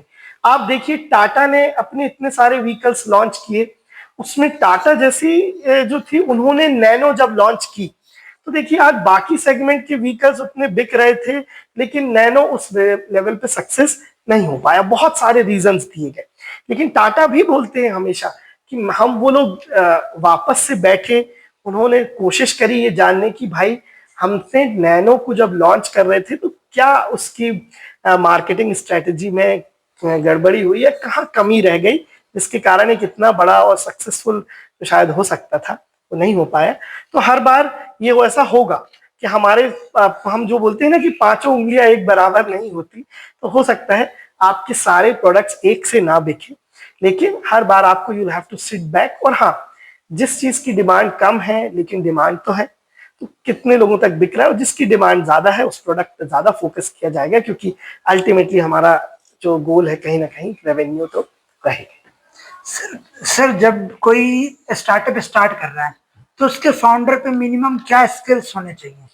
हाँ देखिए, चलिए ये भी एक बड़ी अच्छी चीज है। लोग पूछते हैं कि भाई फाउंडर्स में मिनिमम क्या स्किल सेट चाहिए। मैंने आपको फिर से वही बताया, स्किल्स से ज्यादा जो है वो कहीं ना कहीं पैशन। सबसे पहली चीज जो है, founder has to be very passionate. आज निखिल कामत और नितिन कामत जो हैं, जिन्होंने ज़ेरोधा जैसे बड़े स्टार्टअप को इंडिया में शुरू किया, या आप पहले भी देखें कि जो आज माइक्रोसॉफ्ट भी बना है, जब तो उन्होंने भी बताया था कि वो भी सब ड्रॉप आउट थे काफी समय की। तो आपको स्किल से ज्यादा उस समय जरूरत होती है कि मैं कितना पैशनेट हूँ, क्योंकि अगर मैं पैशनेट होऊंगा तो मैं एक चीज बस पे फोकस कर पाऊंगा कि हाँ बस मेरा ये स्टार्टअप है, इसका करने का। इसीलिए ऐसा कोई बहुत बड़ा आपके लिए ना, मैं एक ऐसा जनरलाइज स्किल सेट कभी नहीं दिए जा सकता कि भाई एक स्टार्टअप फाउंडर में, हाँ एक स्टार्टअप फाउंडर में कुछ इनबिल्ट क्वालिटीज होती हैं, है ना, वो आपको जरूर होना चाहिए। जैसे कि अगर कोई स्टार्टअप करने जा रहा है, उसको अंदर से एक फील होना चाहिए एक लीडरशिप वाली क्वालिटी का कि हाँ। फिर अपना एक सेल्फ कॉन्फिडेंस आपको बहुत जरूरी है आपके अंदर, कि कैसी भी सिचुएशन आएगी मैं अपने स्टार्टअप को आगे लेकर के जाऊंगा, है ना। और फिर टीम के साथ अच्छे से कोलैबोरेट करके काम कर सकता हूँ। और एक पैशन होना चाहिए कि नहीं, मैंने सोच लिया है कि मैं इस आइडिया को एक स्टार्टअप बना के रहूंगा। जो ये 2-3 चीजें एक पैशन के साथ काम कर रहे होते हैं, बस इतना ही इनिशियली रिक्वायर्ड है। आप कोई स्किल्स के पीछे अभी मत भागें, सिर्फ वो स्किल जो आपके स्टार्टअप के लिए जरूरी हो बस वो एक्वायर करें। बाकी आपको जो रखना है वो है एक धैर्य रखना होगा, और आपको पैशन रखना होगा कि हाँ मुझे अपना स्टार्टअप बनाना है। सर फाउंडर को अपने टीम को अपने विजन को कैसे एक्सप्लेन करना चाहिए और टीममेट कैसे रखने चाहिए? बिल्कुल, जैसे कि देखिए मैंने आपको पहले भी बताया, टीम, अगर आप कभी भी किसी भी फंडिंग प्रोग्राम का हिस्सा बनते हैं तो आप हमेशा ध्यान रखें, यही कहा जाता है कि पैसा जो है ना वो टीम पर लगाया जाता है। आइडियाज तो हो सकते हैं कि सेम आइडिया 4 से 5 टीम लेकर के सामने आ जाए, लेकिन हमेशा जो पैसा होता है ना वो लगाया जाता है टीम पर, इसलिए टीम सिलेक्शन जो है वो बड़ा इंपॉर्टेंट होता है। मैंने पहले भी आपको कहा कि जब हम टीम सिलेक्ट कर रहे होते हैं तो टीम का सबसे पहला जो हमारा क्राइटेरिया होता है कि हमें लाइक माइंडेड लोगों को लेकर के आना है, एक ऐसे लोग जो अपने साथ पॉजिटिविटी लेकर के आए, जिनका विजन एक सा हो, वो एक अच्छे को फाउंडर्स बनते हैं। फिर डिफरेंट स्किल सेट्स वाले जब साथ में मिलके काम करते हैं तो और ज्यादा टीम को बल मिल जाता है। तो ये चीजें जो है ना वो एक अच्छी टीम बिल्डअप करने का, कि विजन एक सा हो, पॉजिटिविटी हो और अलग अलग स्किल सेट हो और सारे स्किल एक दूसरे को जो है कहीं ना कहीं सपोर्ट कर रहे हो, ये चीज आप लेकर के चलिए। और देखिए लीडर का तो ये काम ही होता है, लीडर को सबसे पहले विजन को सामने रखना है अपने। आपने कभी शायद हम कहानियां सुनते हैं ना कि भाई अलेक्जेंडर ग्रेट और ये लोग जो थे वो कभी ये किया करते थे कि बोले जिस भी सिकंदर जहां पर आक्रमण करता था तो अपनी सारी शिप्स जला देता था। वो शिप्स जलाने का कारण ये रहता था कि अब पीछे जाने का कोई रास्ता नहीं है, या तो हम जीतेंगे या खत्म हो जाएंगे। तो कहीं ना कहीं देखिए वो माइंडसेट सिर्फ यही है कि भाई हम अब आज इस फील्ड में उतरे हैं तो हमको सक्सेस को अपना कहीं ना कहीं एक माइंडसेट को लेकर के चलना है और उसी को लेकर के आगे बढ़िए। कम्युनिकेशन बहुत इंपॉर्टेंट होता है, लगातार कम्युनिकेट करें एक दूसरे को, टीम एक दूसरे को सपोर्ट करे, एक दूसरे की बातें सुने, है ना, एक दूसरे को अच्छे से समझें और ऐसे ही लोग जो है लाइक माइंडेड वो एक अच्छा स्टार्टअप तैयार करें। सर जब हम स्टार्टअप स्टार्ट करते हैं तो मोटिवेशनल लेवल बहुत हाई होता है, क्योंकि इसमें टीम वर्क है, टाइम भी लॉन्ग लग जाता है। तो ये मोटिवेशन कैसे बनाए रहे हैं जब ड्यूरेशन में वर्क कर रहे हैं? चलिए ये भी एक और, तुमने आज सारे क्वेश्चंस जो हैं मेरे सामने जो आ रहे हैं मैं इतना जेन्युइन मान रहा हूँ और मुझे ऐसा लग रहा है कि वाकई में इस पॉडकास्ट को जो स्टूडेंट्स देखने वाले हैं, आप लोग सभी को देखो, इस मोटिवेशन के लिए भी एक बड़ी अच्छी बात कही जाती है कि मोटिवेशन जो है ना वो वन टाइम नहीं होता है। मोटिवेशन की जो दवा है ना वो लगातार आपको लेते रहना पड़ती है, ठीक है। तो आपको खुद को रेगुलरली मोटिवेट करना होगा, आप एक दिन मोटिवेट करके आगे नहीं बढ़ सकते, क्योंकि देखिए बहुत सारी ऐसी सिचुएशंस आएंगी जब आपको लगेगा अरे यार अब मुझसे नहीं हो पा रहा, मैं ये काम नहीं कर पा रहा हूँ। लोग, बड़े बड़े लोग भी एक समय आता है जहां पे थक हारने लगते हैं कि यार मैं ये नहीं कर पाऊँ, लेकिन एवरी टाइम जिंदगी जो बोलते हैं कि बाउंस बैक करना वो सबसे इंपॉर्टेंट होता है। आपको जब स्प्रिंग की तरह जितना दबाया जाए और आप जब वापस से आओ तो अपना शेप रीगेन कर लो। तो मोटिवेशन जो है वो टीम को लगातार एक दूसरे को बनाए रखना पड़ता है। आप अगर मोटिवेशन लेवल आप रेगुलरली बना के रखेंगे तो ऐसा कोई दिन नहीं है कि आप फेलियर हो सके। किसी दिन फेलियर होगा, किसी दिन सक्सेस होगी, आपको दोनों को बना के रखना है, लेकिन अपना कहीं ना कहीं जो मोटिवेशन है आप वो। और आज देखिए एक बड़ा अच्छा चीज है इस लेवल पे, हम बोलते हैं हमारे यहाँ जो वैदिक संस्कार है उसमें हम कहीं ना कहीं अपने आप को स्पिरिचुअलिटी से कनेक्ट करिए, उस डिवाइन से कनेक्ट कीजिए कि ईश्वर जो है वो आपकी चीजों को सुन रहा है, उसकी ब्लेसिंग्स हैं आपके साथ, वो आप कनेक्टेड रहेंगे, कहीं ना कहीं आप बिल्कुल आगे बढ़ेंगे। सर जैसे कि स्टार्टअप के बारे में, मैं एक स्टार्टअप के रिगार्डिंग ही मैं सोच रहा था, तो उसमें स्टार्टअप्स में मैंने बात किया लोगों से, तो उसमें ऐसा है कि स्टार्टअप मेंटोर हो गए या सीईओ, तो उन्होंने ये गाइड किया कि स्टार्टअप आज के टाइम में योगा की तरफ, जो मतलब स्पिरिचुअलिटी के जोड़ रहा हो उस तरफ ज्यादा है। इस पे आप क्या कहना चाहेंगे सर? नहीं बिल्कुल, देखिए कोविड सबसे बड़ी चीज जो होती है, जब भी कोई कैलामिटी आती है ना, तो वो हमको क्या करती है, हमारे रूट्स से कहीं ना कहीं झकझोर के चली जाती है ना।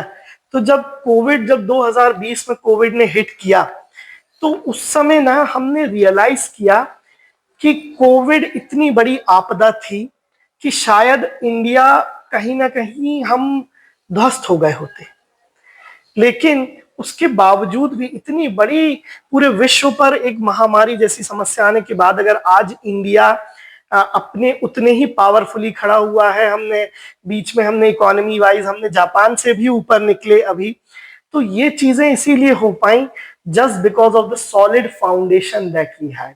और वो सॉलिड फाउंडेशन क्या है हमारा, इसको हम बोलते हैं ना, यही योगा और स्पिरिचुअलिटी, हमारा वे ऑफ लिविंग।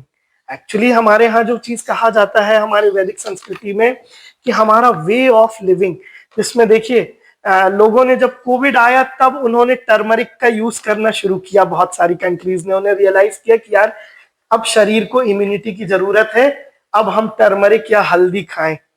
हमारे यहाँ जब बच्चा पैदा होता है तब से हम रेगुलरली उस चीज को खा रहे हैं, शायद इसीलिए कोविड हमारे यहाँ उस तरह की महामारी के रूप में नहीं फैल पाया। तो डेफिनेटली अब हम देखिए, अब पूरा दुनिया, हम जो बोल रहे हैं ना, हमारे प्रधानमंत्री जी कहते हैं कि इंडिया विश्व गुरु बन रहा है। विश्व गुरु हम इसलिए बन रहे हैं क्योंकि आज पूरा विश्व हमारी तरफ ये देख रहा है कि what we can learn from India, हम भारत से क्या सीख सकते हैं, और भारत से हम सीखेंगे तो वाकई में तो हमारी डेफिनेटली योगा हो गया, हमारी आयुर्वेदिक प्रैक्टिसेस हैं, ये वो सारी चीजें हैं जो आज वो लोग कहीं ना कहीं देख रहे हैं। जिस क्वांटम फिजिक्स की आज दुनिया बात कर रही है, उस क्वांटम फिजिक्स, उस फोर्थ डायमेंशन की बात कहीं ना कहीं हमारे ऋषि मुनि और हमारे वैदिक स्क्रिप्चर्स में ऑलरेडी हो चुकी है।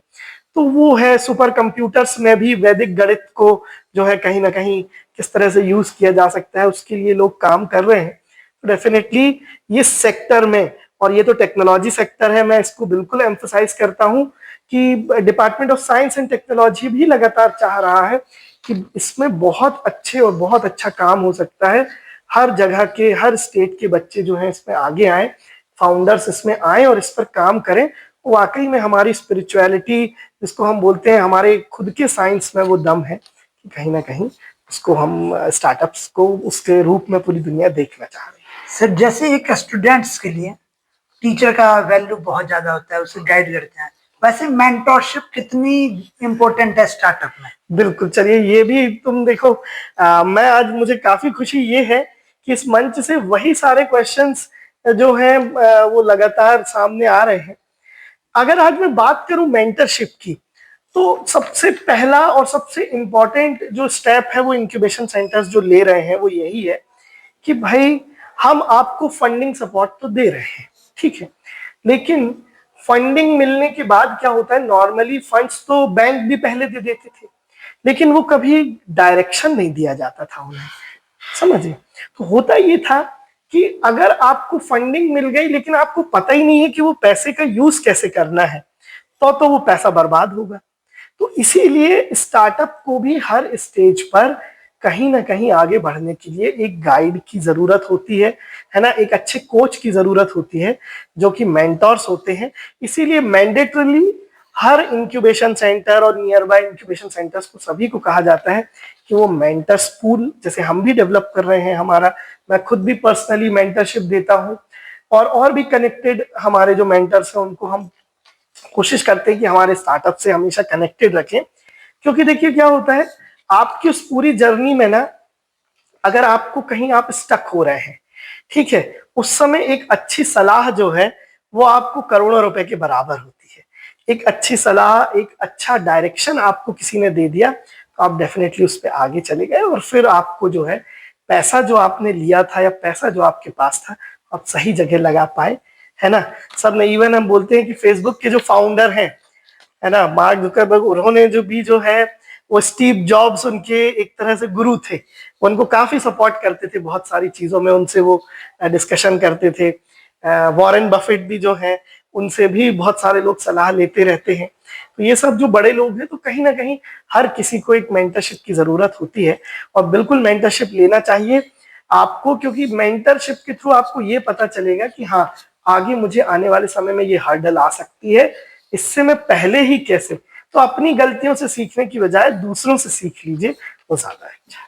सर, जैसे कोई स्टार्ट कर रहा है, उसे मेंटोरशिप चाहिए, तो आप जैसे एक्सपर्ट्स या और भी एक्सपर्ट्स जो हैं स्टार्टअप मेंटोर, उन्हें कैसे कनेक्ट कर पाएंगे? बिल्कुल, देखिए इस समय सबसे अच्छा तरीका जो बच्चों के लिए है वो तो यही है, इंक्यूबेशन सेंटर्स। देखिए आज अगर स्टेट गवर्नमेंट्स हैं, यूनिवर्सिटीज हैं, आज देखिए वी आर, जो मैं जहाँ पर हूँ आज, ये हमारा we are from the state government university है, जो छत्तीसगढ़ स्वामी विवेकानंद टेक्निकल यूनिवर्सिटी। अगर उन्होंने इतना बड़ा एक इंक्यूबेशन सेंटर स्टैब्लिश किया हुआ है, तो डेफिनेटली वो इसीलिए है कि we should be the local bodies, हम एक लोकल बॉडी बन जाए जहां पर आप जैसे एस्पायरिंग एंटरप्रेन्योर्स जो है ना वो आकर के हमसे कनेक्ट हो, क्योंकि हम अपने साथ मेंटर पूल बनाएंगे, हम फंडिंग की व्यवस्था कर रहे हैं, हम कोवर्किंग स्पेसेस की व्यवस्था कर रहे हैं। तो सबसे पहला और सबसे आसान तरीका तो यही है कि आप अपने लोकल, ये हर जगह पे है, आज आप जाएंगे तो आपको रायपुर में भी इंक्यूबेशन सेंटर्स हैं, बिलासपुर में भी हैं, हर किसी ने इंक्यूबेशन सेंटर्स जो है अब स्टेट गवर्नमेंट्स के सपोर्ट से, सेंट्रल गवर्नमेंट भी सपोर्ट कर रही है, स्टैब्लिश कर रहे हैं, तो वहां पर आपको सभी में मेंटर पूल मिलेंगे। इसके अलावा स्टार्टअप इंडिया की खुद की वेबसाइट पर भी मेंटर्स अवेलेबल हैं, आप लिंक्डइन के थ्रू भी स्टार्टअप मेंटर्स से जो है वो कनेक्ट हो सकते हैं। तो ये वो सारे तरीके, जैसे अगर आज हम स्टार्टअप मेंटरशिप कर रहे हैं तो ये चौथा साल है कि मुझे ई सेल आईआईटी बॉम्बे के जो है स्टूडेंट्स ने उन्होंने कनेक्ट किया कि सर आप हमारे यहाँ यूरेका प्रोग्राम में कनेक्ट हुई है, हमारे स्टार्टअप्स को आप जो हर बार वो 2 से 3 स्टार्टअप्स को डेजिग्नेट करते हैं, आपको हमारे साथ स्टार्टअप मेंटरशिप में सपोर्ट कीजिए। तो लिंक्डइन जैसे प्लेटफॉर्म्स भी काफी वाइब्रेंट है और लोग बिल्कुल चाहते हैं कि आपको सपोर्ट करें, पूरा इंडिया इसी के लिए काम कर रहा है। सर फोन तो पहले भी थे, एप्पल का क्रेज इतना क्यों बढ़ा? ऐसी क्या क्वालिटीज डिफरेंट हुआ, एप्पल्स ने कैसे ऑब्जर्व किया? अब देखिए, यही एप्पल का जो है ना एक पूरा स्ट्रेटेजी जो है वो बहुत ही अलग हो जाता है। कभी हम उसके बारे में एक अलग से होगा तो उसका एक सेशन या इसके लिए एक अलग से पूरा करेंगे, बट डेफिनेटली आप ये समझिए एप्पल ने अपने आप को एक ऐसे ब्रांड के रूप में स्टैब्लिश किया कि जहां वो अपने आप को ये देखते हैं कि भाई अगर कोई एक नॉर्मल फोन ओनर है और एक एप्पल वाला है तो एप्पल वाला अपने आप को यही बोलेगा भाई नॉर्मल फोन में कितने भी फीचर्स अच्छे हो जाएं लेकिन आई वांट एप्पल। तो एप्पल ने जो है ना अपने आप को एक अलग तरीके से स्टैब्लिश किया हुआ है। उन्होंने पूरे ऑल ओवर वर्ल्ड में ना केवल अपनी सर्विस या हम बोलते हैं कि उसकी ब्रांड वैल्यू कारण उन्होंने एक इस तरह से अपने आप को पोजिशनिंग जिसको बोलते हैं यहाँ पर, उन्होंने पोजिशनिंग ऐसी की हुई है अपनी कि आप 10 तरीके की कंपनी के फोन छोड़कर भी एप्पल को लेते हैं। तो ये एक पूरा पोजिशनिंग का एक सेक्शन होता है। तो डेफिनेटली आने वाले टाइम में हम हमारे स्टूडेंट्स के लिए किस तरह से ब्रांडिंग और पोजिशनिंग होती है कहीं ना कहीं इस पर भी चर्चा करेंगे। और आज का तो पूरा हमारा यही एक मोटिव है कि आप जैसे स्टूडेंट जो हैं आज यहाँ पर बैठ के समझ सकें स्टार्टअप करना बिल्कुल कठिन नहीं है। आप आइए, सारी गवर्नमेंट एजेंसीज आपको सपोर्ट करने के लिए है यहाँ पर, बिल्कुल हेजिटेट मत कीजिए, ये सही समय है। कोई अगर मुझसे इस समय पूछता है कि what is the right time to do the startup, I will always say this is the right time. क्यों? क्योंकि अभी गवर्नमेंट इतना सपोर्ट कर रही है कि भाई बहती हुई गंगा है, इस समय हाथ धो लो अपने, this is the right time, आपको बहुत सपोर्ट मिलेगा, आप लोग बिल्कुल कीजिए। क्योंकि जो 5 ट्रिलियन इकोनॉमी का हमारे देश का सपना है वो कहीं ना कहीं आप जैसे स्टार्टअप्स के थ्रू ही होकर के जाता है। तो you people are always most welcome, जरूर आप इसको देखें समझें और बहुत सपोर्ट है मैसिव आपके लिए, बिल्कुल कीजिए।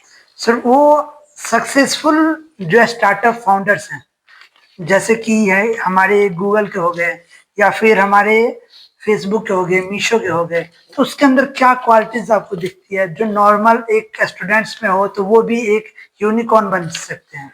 बिल्कुल, देखिए एक ही क्वालिटी में जिसको बार बार रिपीट कर रहा हूं वो है जस्ट फाइटिंग स्पिरिट।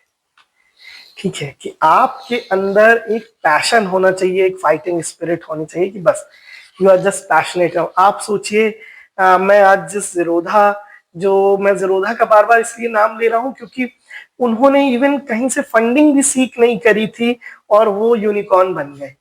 तो कहीं ना कहीं ये वो स्टार्टअप फाउंडर है जिन्होंने अपनी जिद से और सिर्फ क्वालिटी दे करके जो है अपने पैशन से जो है अपने स्टार्टअप को इतना बड़ा बनाया। तो आप किसी भी स्टार्टअप फाउंडर को उठा के देख लेंगे, जो पहली क्वालिटी उसमें आपको मिलेगी वो है पैशन। तो उन्हें अपने काम के लिए पैशन है, लगाव है, एक जुनून है और साथ ही साथ में फिर वो डिसिप्लिन्ड है। वो डिसिप्लिन्ड है, वो 10 जगह उनका ध्यान नहीं भटक रहा है। क्योंकि देखिए इवन आज एलन मस्क की बात करते हैं, है ना। तो हम यही बात कर रहे थे कि भाई एलॉन मस्क के बारे में कभी आप पढ़ेंगे तो आपको उसमें मिलेगा कि जब वो छोटे थे, एज में छोटे थे काफी, तो वो बोले वो कई बार स्टार गेजिंग करते करते खो जाते थे। वो इतना खो जाते थे क्योंकि उनका फोकस इतना ज्यादा हो जाता था कि वो स्टार्स देख रहे हैं, तारे देख रहे हैं, तो पता चला उसी में बिल्कुल वो हो गए। वो काफी कम बात करते थे। अब उन्होंने जब पहली बार जब अपना टेस्ला बनाया और उन्होंने ये, तो उन्होंने भी बहुत सारे फेलियर्स देखे। जब उन्होंने पेपाल बनाया तो उन्हें फेलियर्स भी मिली, लेकिन आज की डेट में जिस लेवल का वर्थ, आज जितनी नेटवर्थ आज उन्हें कर ली है, बोलते हैं कि आज तक विश्व में कोई नहीं कर पाया। तो ये चीज जो थी वो पॉसिबल हुई है अपने काम के प्रति पैशन से, एक फोकस्ड माइंडसेट से। तो एक अच्छे और एक सक्सेसफुल फाउंडर के लिए यही दो क्वालिटीज हैं जो मैं सबसे पहले आपको रिकमेंड करूंगा। तो यही है कि आप पैशनेट हो, है ना, डिसिप्लिन रखें और फोकस्ड रहें कि हाँ, अपने काम पर, अपनी आइडिया पर आपको विश्वास होना चाहिए कि मैं ये कर लूंगा और डेफिनेटली इसमें मुझे सक्सेस मिलेगी। सर आपने 100+ एंटरप्रेन्योर को गाइड किया है, तो इसमें बहुत चैलेंजेस भी आए होंगे, उसके बारे में थोड़ा बताते हैं। हाँ डेफिनेटली, देखिए चैलेंजेस बहुत आते हैं। मैं जिस इंक्यूबेशन सेंटर में मैंने पहले भी लगभग 5 साल तक मैंने वहां पर काम किया, वहां से भी मुझे काफी स्टार्टअप्स के साथ काम करने का मौका मिला। लगभग मैं तो 100 से ऊपर ही 250 से 300 स्टार्टअप्स जो थे वहां से भी स्टार्ट हुए। यहाँ पर भी आज लगभग हमारे साथ 15 से 20 स्टार्टअप इधर पे भी काम कर रहे हैं, और भी लगातार मैं जिन प्रोग्राम से जुड़ा रहता हूँ। तो इन सारे स्टार्टअप्स और इनके साथ देखिए हर्डल्स तो सभी को आएंगे। हमने कहा ना कि जब हम ईसीजी मशीन में देखते हैं तो जब तक अप्स एंड डाउन्स चल रहे हैं मतलब लाइफ चल रही है। कांस्टेंट लाइन जो है वो यही बताने लगती है कि चीजें स्टॉप हो गई हैं। तो आपको हमेशा ही समझना होगा कि अप्स एंड डाउन्स तो आते रहेंगे, लेकिन हर्डल्स से आपको निकलना कैसे है। हो सकता है जब आप शुरू में स्टार्ट कर रहे हो तो आपके पास 1 रुपए का फंड भी ना हो, that is also one of the hurdles. लेकिन वो हर्डल कैसे दूर करी जा सकती है वो हमें देखना पड़ता है। हम जब फंडिंग के लिए लेने जा रहे हैं तो हमने पता चला कि लगभग 50 से 60 इन्वेस्टर्स को पिच कर दिया, लेकिन एक भी इन्वेस्टर अभी रेडी नहीं हो रहा है, तब भी एक डिमोटिवेशन आता है। लेकिन we have to keep searching. Startup का यही फंडा है, कीप फाइटिंग, और अपनी कहीं ना कहीं आपको जो है बस एक माइंडसेट बना के रखना है और कोशिश करनी है कि मैं कैसे रास्ता निकाल सकता हूँ, और आपको रास्ता मिलता है। सर स्टार्टअप जब स्टार्ट होता है वहां से लेके यूनिकॉर्न बनना, एक नॉर्मल स्टार्टअप जाना और यूनिकॉर्न बनने में क्या डिफरेंस है, और कैसे अचीव करें एक यूनिकॉर्न बनना? नहीं बिल्कुल, चलिए ये भी एक बड़ा अच्छा क्वेश्चन है। देखिए यूनिकॉर्न वाकई में किसी भी स्टार्टअप के लिए एक सपने जैसा है। जैसे कि जब बच्चे शुरू में अगर पढ़ाई कर रहे होते हैं तो मैथ साइंस वाले स्टूडेंट्स को रहता है कि आईआईटी जाना है, आईआईटी जाना भी एक सपना है उनके लिए। ऐसे ही जब कोई स्टार्टअप कर रहा होता है तो उसको कहीं ना कहीं एक, तो उनका भी एक, हर स्टार्टअप का एक यही सपना होता है कि मैं भी उस वैल्यूएशन को पहुंच सकूं यूनिकॉर्न की, और ये होना भी चाहिए। हाँ, लेकिन हर किसी के लिए सफर जो है वो एक सा ही रहता है। आपको चीजें नहीं बदलेंगी। आपको स्टार्टिंग वहीं से होगी कि जहां आपको पहले दिन, हर वो स्टार्टअप जो आज यूनिकॉर्न है उसका भी वो दिन रहा होगा जब उसको पहले दिन पहला कस्टमर ढूंढना भी कठिन रहा होगा, उसके लिए इजी नहीं रहा होगा। उसको फर्स्ट कस्टमर ढूंढ लेने के बाद वो 1000 कस्टमर ढूंढना भी कठिन रहा होगा जिन्होंने उसके आइडिया को वैलिडेट किया होगा कि हाँ ये तुम्हारा आइडिया वैलिडेटेड है। उसको वो पहली फंडिंग जो उसने रेज की थी वो कठिन रही होगी कि जब मुझे पहली फंडिंग मिल जाए, और उसके बाद वो फंडिंग जब उसने आगे के राउंड्स में जब रेस करी होगी जहां वो और अपने स्टार्टअप को एक्सपैंड कर रहा होगा, वो भी कठिन। तो इसीलिए स्टार्टअप की जर्नी हमेशा अप्स एंड डाउन्स में तो रहती है, लेकिन जो ये नॉर्मल स्टार्टअप से लेके यूनिकॉर्न तक का सफर, ये सबके लिए जो है कहीं ना कहीं सफर वही रहता है। आपको कहा ना कि हर सफर के हर पड़ाव पर आपको जो है बस एक मोटिवेशन बनाए रखना है, आपको मेहनत लगातार करते चलनी है। और देखिए यूनिकॉर्न डेफिनेटली एक बड़ा सपना है स्टार्टअप्स के लिए, बिल्कुल उसको रखना, उसको रखकर ही माइंडसेट में आप काम करिए। और कहा जाता है ना कि always look forward for the sky, तो even if you don't land up there you definitely be among the stars. तो कहीं ना कहीं आप उसी सपने को रख के आगे बढ़ें। लेकिन आप अगर अपने आप को इतना बड़ा भी बना लेते हैं कि जहां पर आप लगभग उसके आसपास भी हैं, हो सकता है थोड़ा देर से सही, लेकिन आप उस पर कहीं ना कहीं पहुंचेंगे। सर जैसे government schemes day by day improve होती जा रही है, बढ़ती जा रही है, क्या शार्क टैंक जो आया है क्या वो यूजफुल है स्टार्टअप को ग्रोथ देने के लिए और स्टार्टअप्स के लिए मोटिवेशन के लिए क्या इम्पोर्टेंट है? बिल्कुल बिल्कुल, देखिए ये तो बड़ी अच्छी चीज है। मैं इसीलिए इसको कह रहा हूं क्योंकि देखिए यूथ के बीच में अवेयरनेस बढ़ाने का जो काम है एक बहुत अच्छा इनके थ्रू हुआ है। शार्क टैंक जब भी आया तो लोग इवन आप इस चीज को विश्वास नहीं मानेंगे कि मेरी मदर जो है वो भी शार्क टैंक रेगुलरली देखते हुए मुझसे बोली थी, यार मुझे कुछ स्टार्टअप आइडिया अब मैं कर रही हूँ, मैं भी अपना बिजनेस स्टार्ट करूंगी। तो शी इज रिटायर्ड प्रिंसिपल। तो देखिए मैं सबसे खुशी मुझे ये चीज को देख करके होती है कि ऐसे बहुत सारे इवन जो मतलब उम्रदराज लोग भी हैं जो लगातार उसको देख रहे हैं, और वो यूथ के अलावा भी लोग मोटिवेट हो रहे हैं कि मुझे भी अपना कुछ बिजनेस स्टार्ट करना चाहिए, मैं भी करूं। तो कहीं ना कहीं जो हमारा देश है वो एक एंटरप्रेन्योरियल माइंडसेट पर वापस आ रहा है। उसके लिए शार्क टैंक, और शायद हमारे देश को एक शार्क टैंक की जरूरत नहीं है, हमें तो अभी बहुत से ऐसे शार्क टैंक जैसे प्रोग्राम्स जो हैं वो लोकल लेवल पे भी हम कोशिश करते हैं कि रन करा जाए, है ना। गवर्नमेंट का भी ऐसी मंशा है कि लगातार कुछ और भी ऐसे प्रोग्राम्स चलेंगे, इनको आप देखेंगे। और जैसे आप देखे होंगे कि एक बार दिल्ली गवर्नमेंट जो है उन्होंने बिजनेस ब्लास्टर नाम का एक प्रोग्राम लॉन्च किया था। तो वो प्रोग्राम भी जो है स्कूल स्टूडेंट्स में एंटरप्रेन्योरियल स्पिरिट को लेकर के आने के लिए। तो ये सारे प्रोग्राम्स डेफिनेटली कहीं ना कहीं उस माइंडसेट को डेवलप करने में बहुत हेल्पफुल है, और इनको और ज्यादा हमें कहीं ना कहीं देना होगा। सर शार्क टैंक में बहुत सारे स्टार्टअप जाहिर हैं, तो इसमें कोई ऐसा है स्टार्टअप है जिसे आप पहले से गाइड कर चुके हो, आपके जानने वाला कोई स्टार्टअप हो?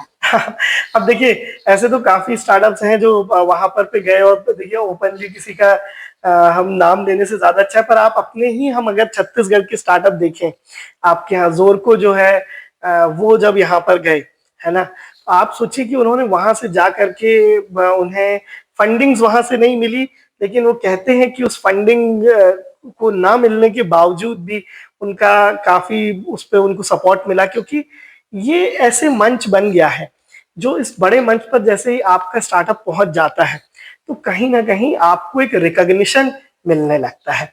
तो आप कोशिश करें, और देखिए कई स्टार्टअप्स ऐसे भी हैं जो शार्क टैंक में कभी नहीं गए, लेकिन बिना जाए भी वो बहुत बड़े बन गए हैं। तो डेफिनेटली ऐसा नहीं है कि हर स्टार्टअप जो शार्क टैंक में ही पहुंचेगा वो ही बड़ा बने, लेकिन हाँ जो एक अच्छा प्लेटफॉर्म, और ऐसे और भी कई प्लेटफॉर्म्स हैं जो तैयार हो रहे हैं, तो कहीं ना कहीं फंडिंग्स के लिए और रिकॉग्निशन मिलने के लिए जो कि एक बहुत अच्छे सपोर्टिव हो सकते हैं, है ना, और लोगों को बिल्कुल उसके लिए ट्राई करते रहते हैं। सर कोई स्टार्टअप कर रहा है तो उसे इन्वेस्टर को कैसे अट्रैक्ट करना है?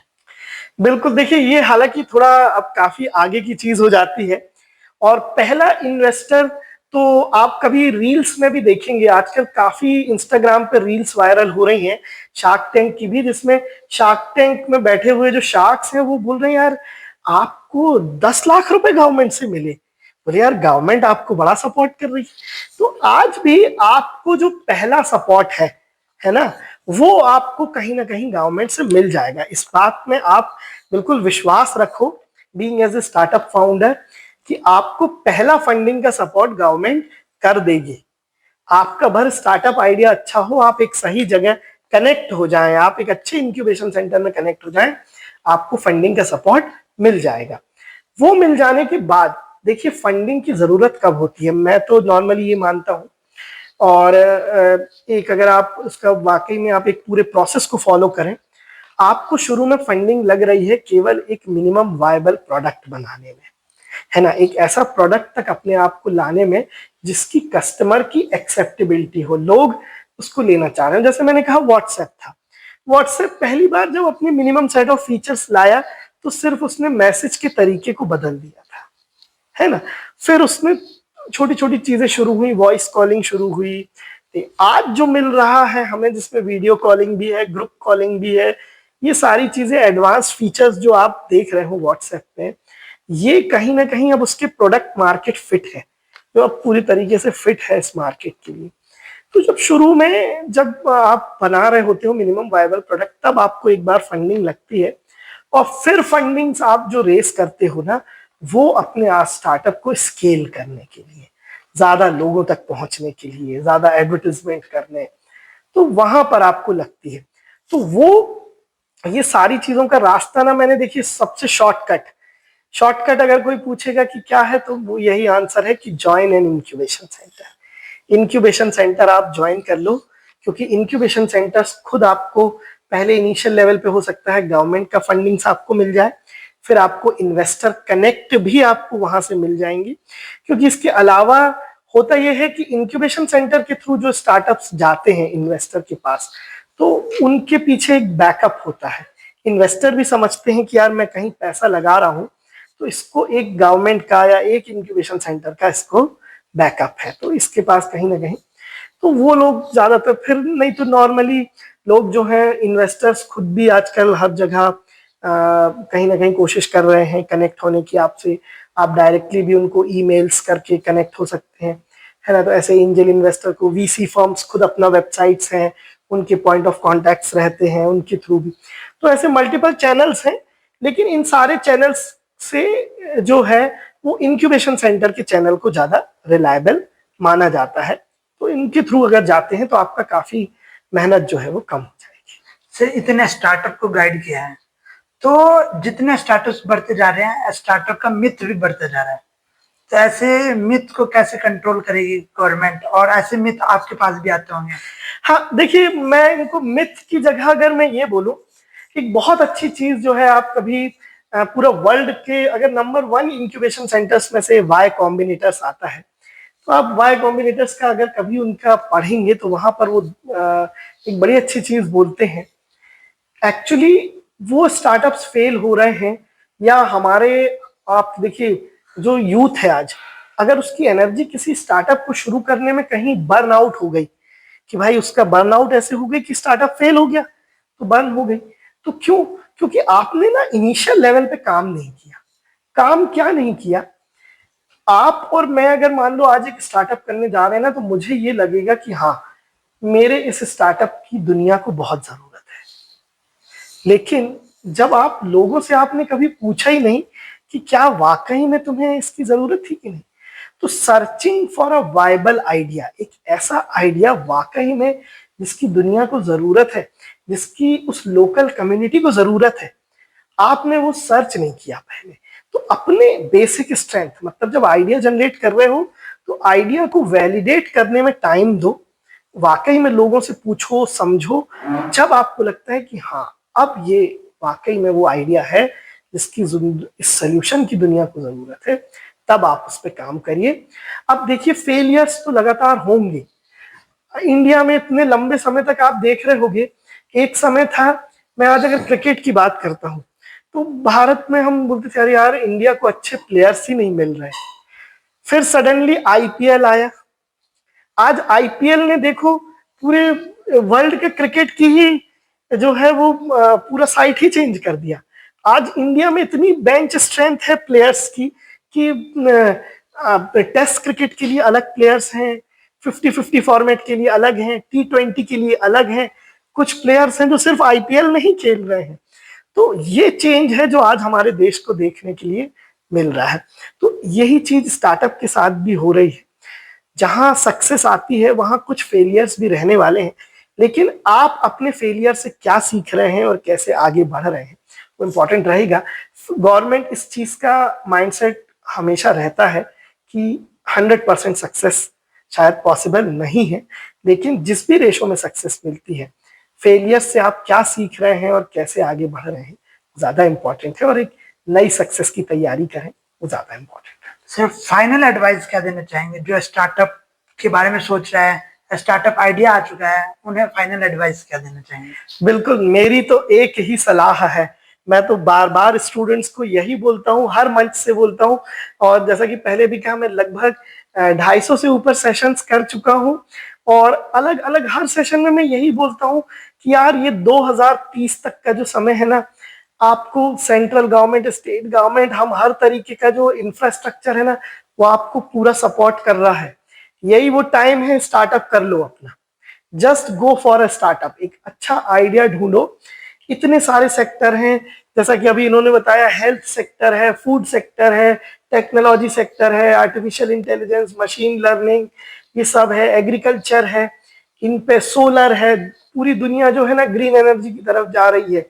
ये वो सारे सेक्टर हैं जिसपे आप काम कर सकते हो। अपनी एनर्जी को बड़े अच्छे डायरेक्शन में चैनलाइज करो, एक अच्छा स्टार्टअप, एक अच्छा बिजनेस स्टार्ट करो जो आपके आने वाली पीढ़ियों के लिए हो जाएगा, आपकी जनरेशन्स के लिए हो जाएगा। तो my only advice to all of you is, startup के नाम से बिल्कुल मत डरो। बहुत स्टार्टअप इस समय करना इजी काम है कंपैरेटिवली। जब हम लोगों ने 2014 के पहले के समय देखा है, जब नई कंपनी स्टैब्लिश करना अपने आप में कठिन हुआ करता था, लेकिन आज बिल्कुल भी ऐसा नहीं है।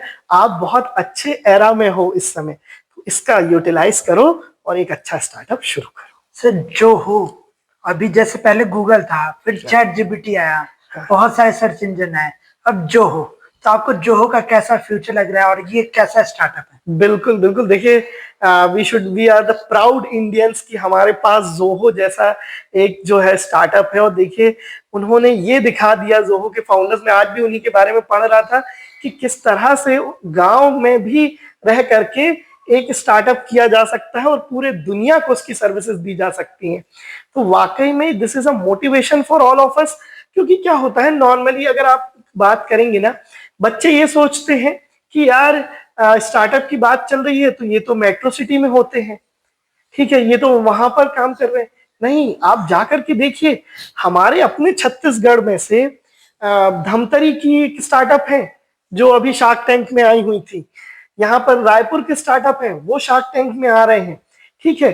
बस्तर से बाजार तक नाम का स्टार्टअप है, वो आज पूरे ऑल ओवर इंडिया में बड़ा नाम कर रहे हैं। 75 स्टार्टअप जिसको डीएसटी ने सपोर्ट किया, उनमें उनका नाम आ रहा है। तो आप ये मान के चलिए, जो जिस विजन के साथ स्टार्टअप इंडिया शुरू हुआ था ना, कि देश का कोई भी कस्बा, कोई भी जिला ऐसा ना हो जिसमें से स्टार्टअप ना हो, ये वाकई में सपना पूरा हो रहा है। हर जिले, हर कस्बे से आ रहे हैं स्टार्टअप। आप और हम कितनी जल्दी इस सक्सेस का पार्ट बन सकते हैं, ये हमारे लिए है। तो आप बिल्कुल घबराएं नहीं, सभी लोग करें। और वाकई में इंडिया में जो स्टार्टअप का फ्यूचर है, that is very bright, and we all wish की वाकई में बहुत जल्दी हमें बहुत बड़ी सक्सेस देखने मिलेगी। तो थैंक यू सो मच, आपने पूरा पॉडकास्ट देखा, सर के बारे में भी जाना, और कैसे स्टार्टअप को बिल्ड करना है, आइडिया जनरेट कैसे करना है, इसके बारे में पूरा जाना। तो आपको जो डाउट और लगे आप कमेंट बॉक्स में डाल सकते हैं, हम आपके उसको रिप्लाई करेंगे। साथ में हम सर के साथ एक प्लेलिस्ट बनाने वाले हैं जिसमें आइडिया जनरेशन से आइडिया को बिल्ड कैसे करना है, फिर उसे यूनिकॉर्न कैसे बनाना है, इसके बारे में हम अच्छे से बात करेंगे। उसके लिए भी आप अपना क्वेश्चन डाल सकते हैं इस कमेंट बॉक्स में। तो चैनल को सब्सक्राइब कर लें, ऐसे ही पॉडकास्ट आपके लिए आते रहेंगे, एजुकेशनल पॉडकास्ट। तो thank you so much sir for insights view. Always most welcome, always. बिल्कुल, सभी स्टार्टअप करें, यही हमारा लक्ष्य है। और हम लगातार सपोर्ट करते रहेंगे, फिजिकली भी और आपको ज्ञान चैनल के माध्यम से। Okay, thank you.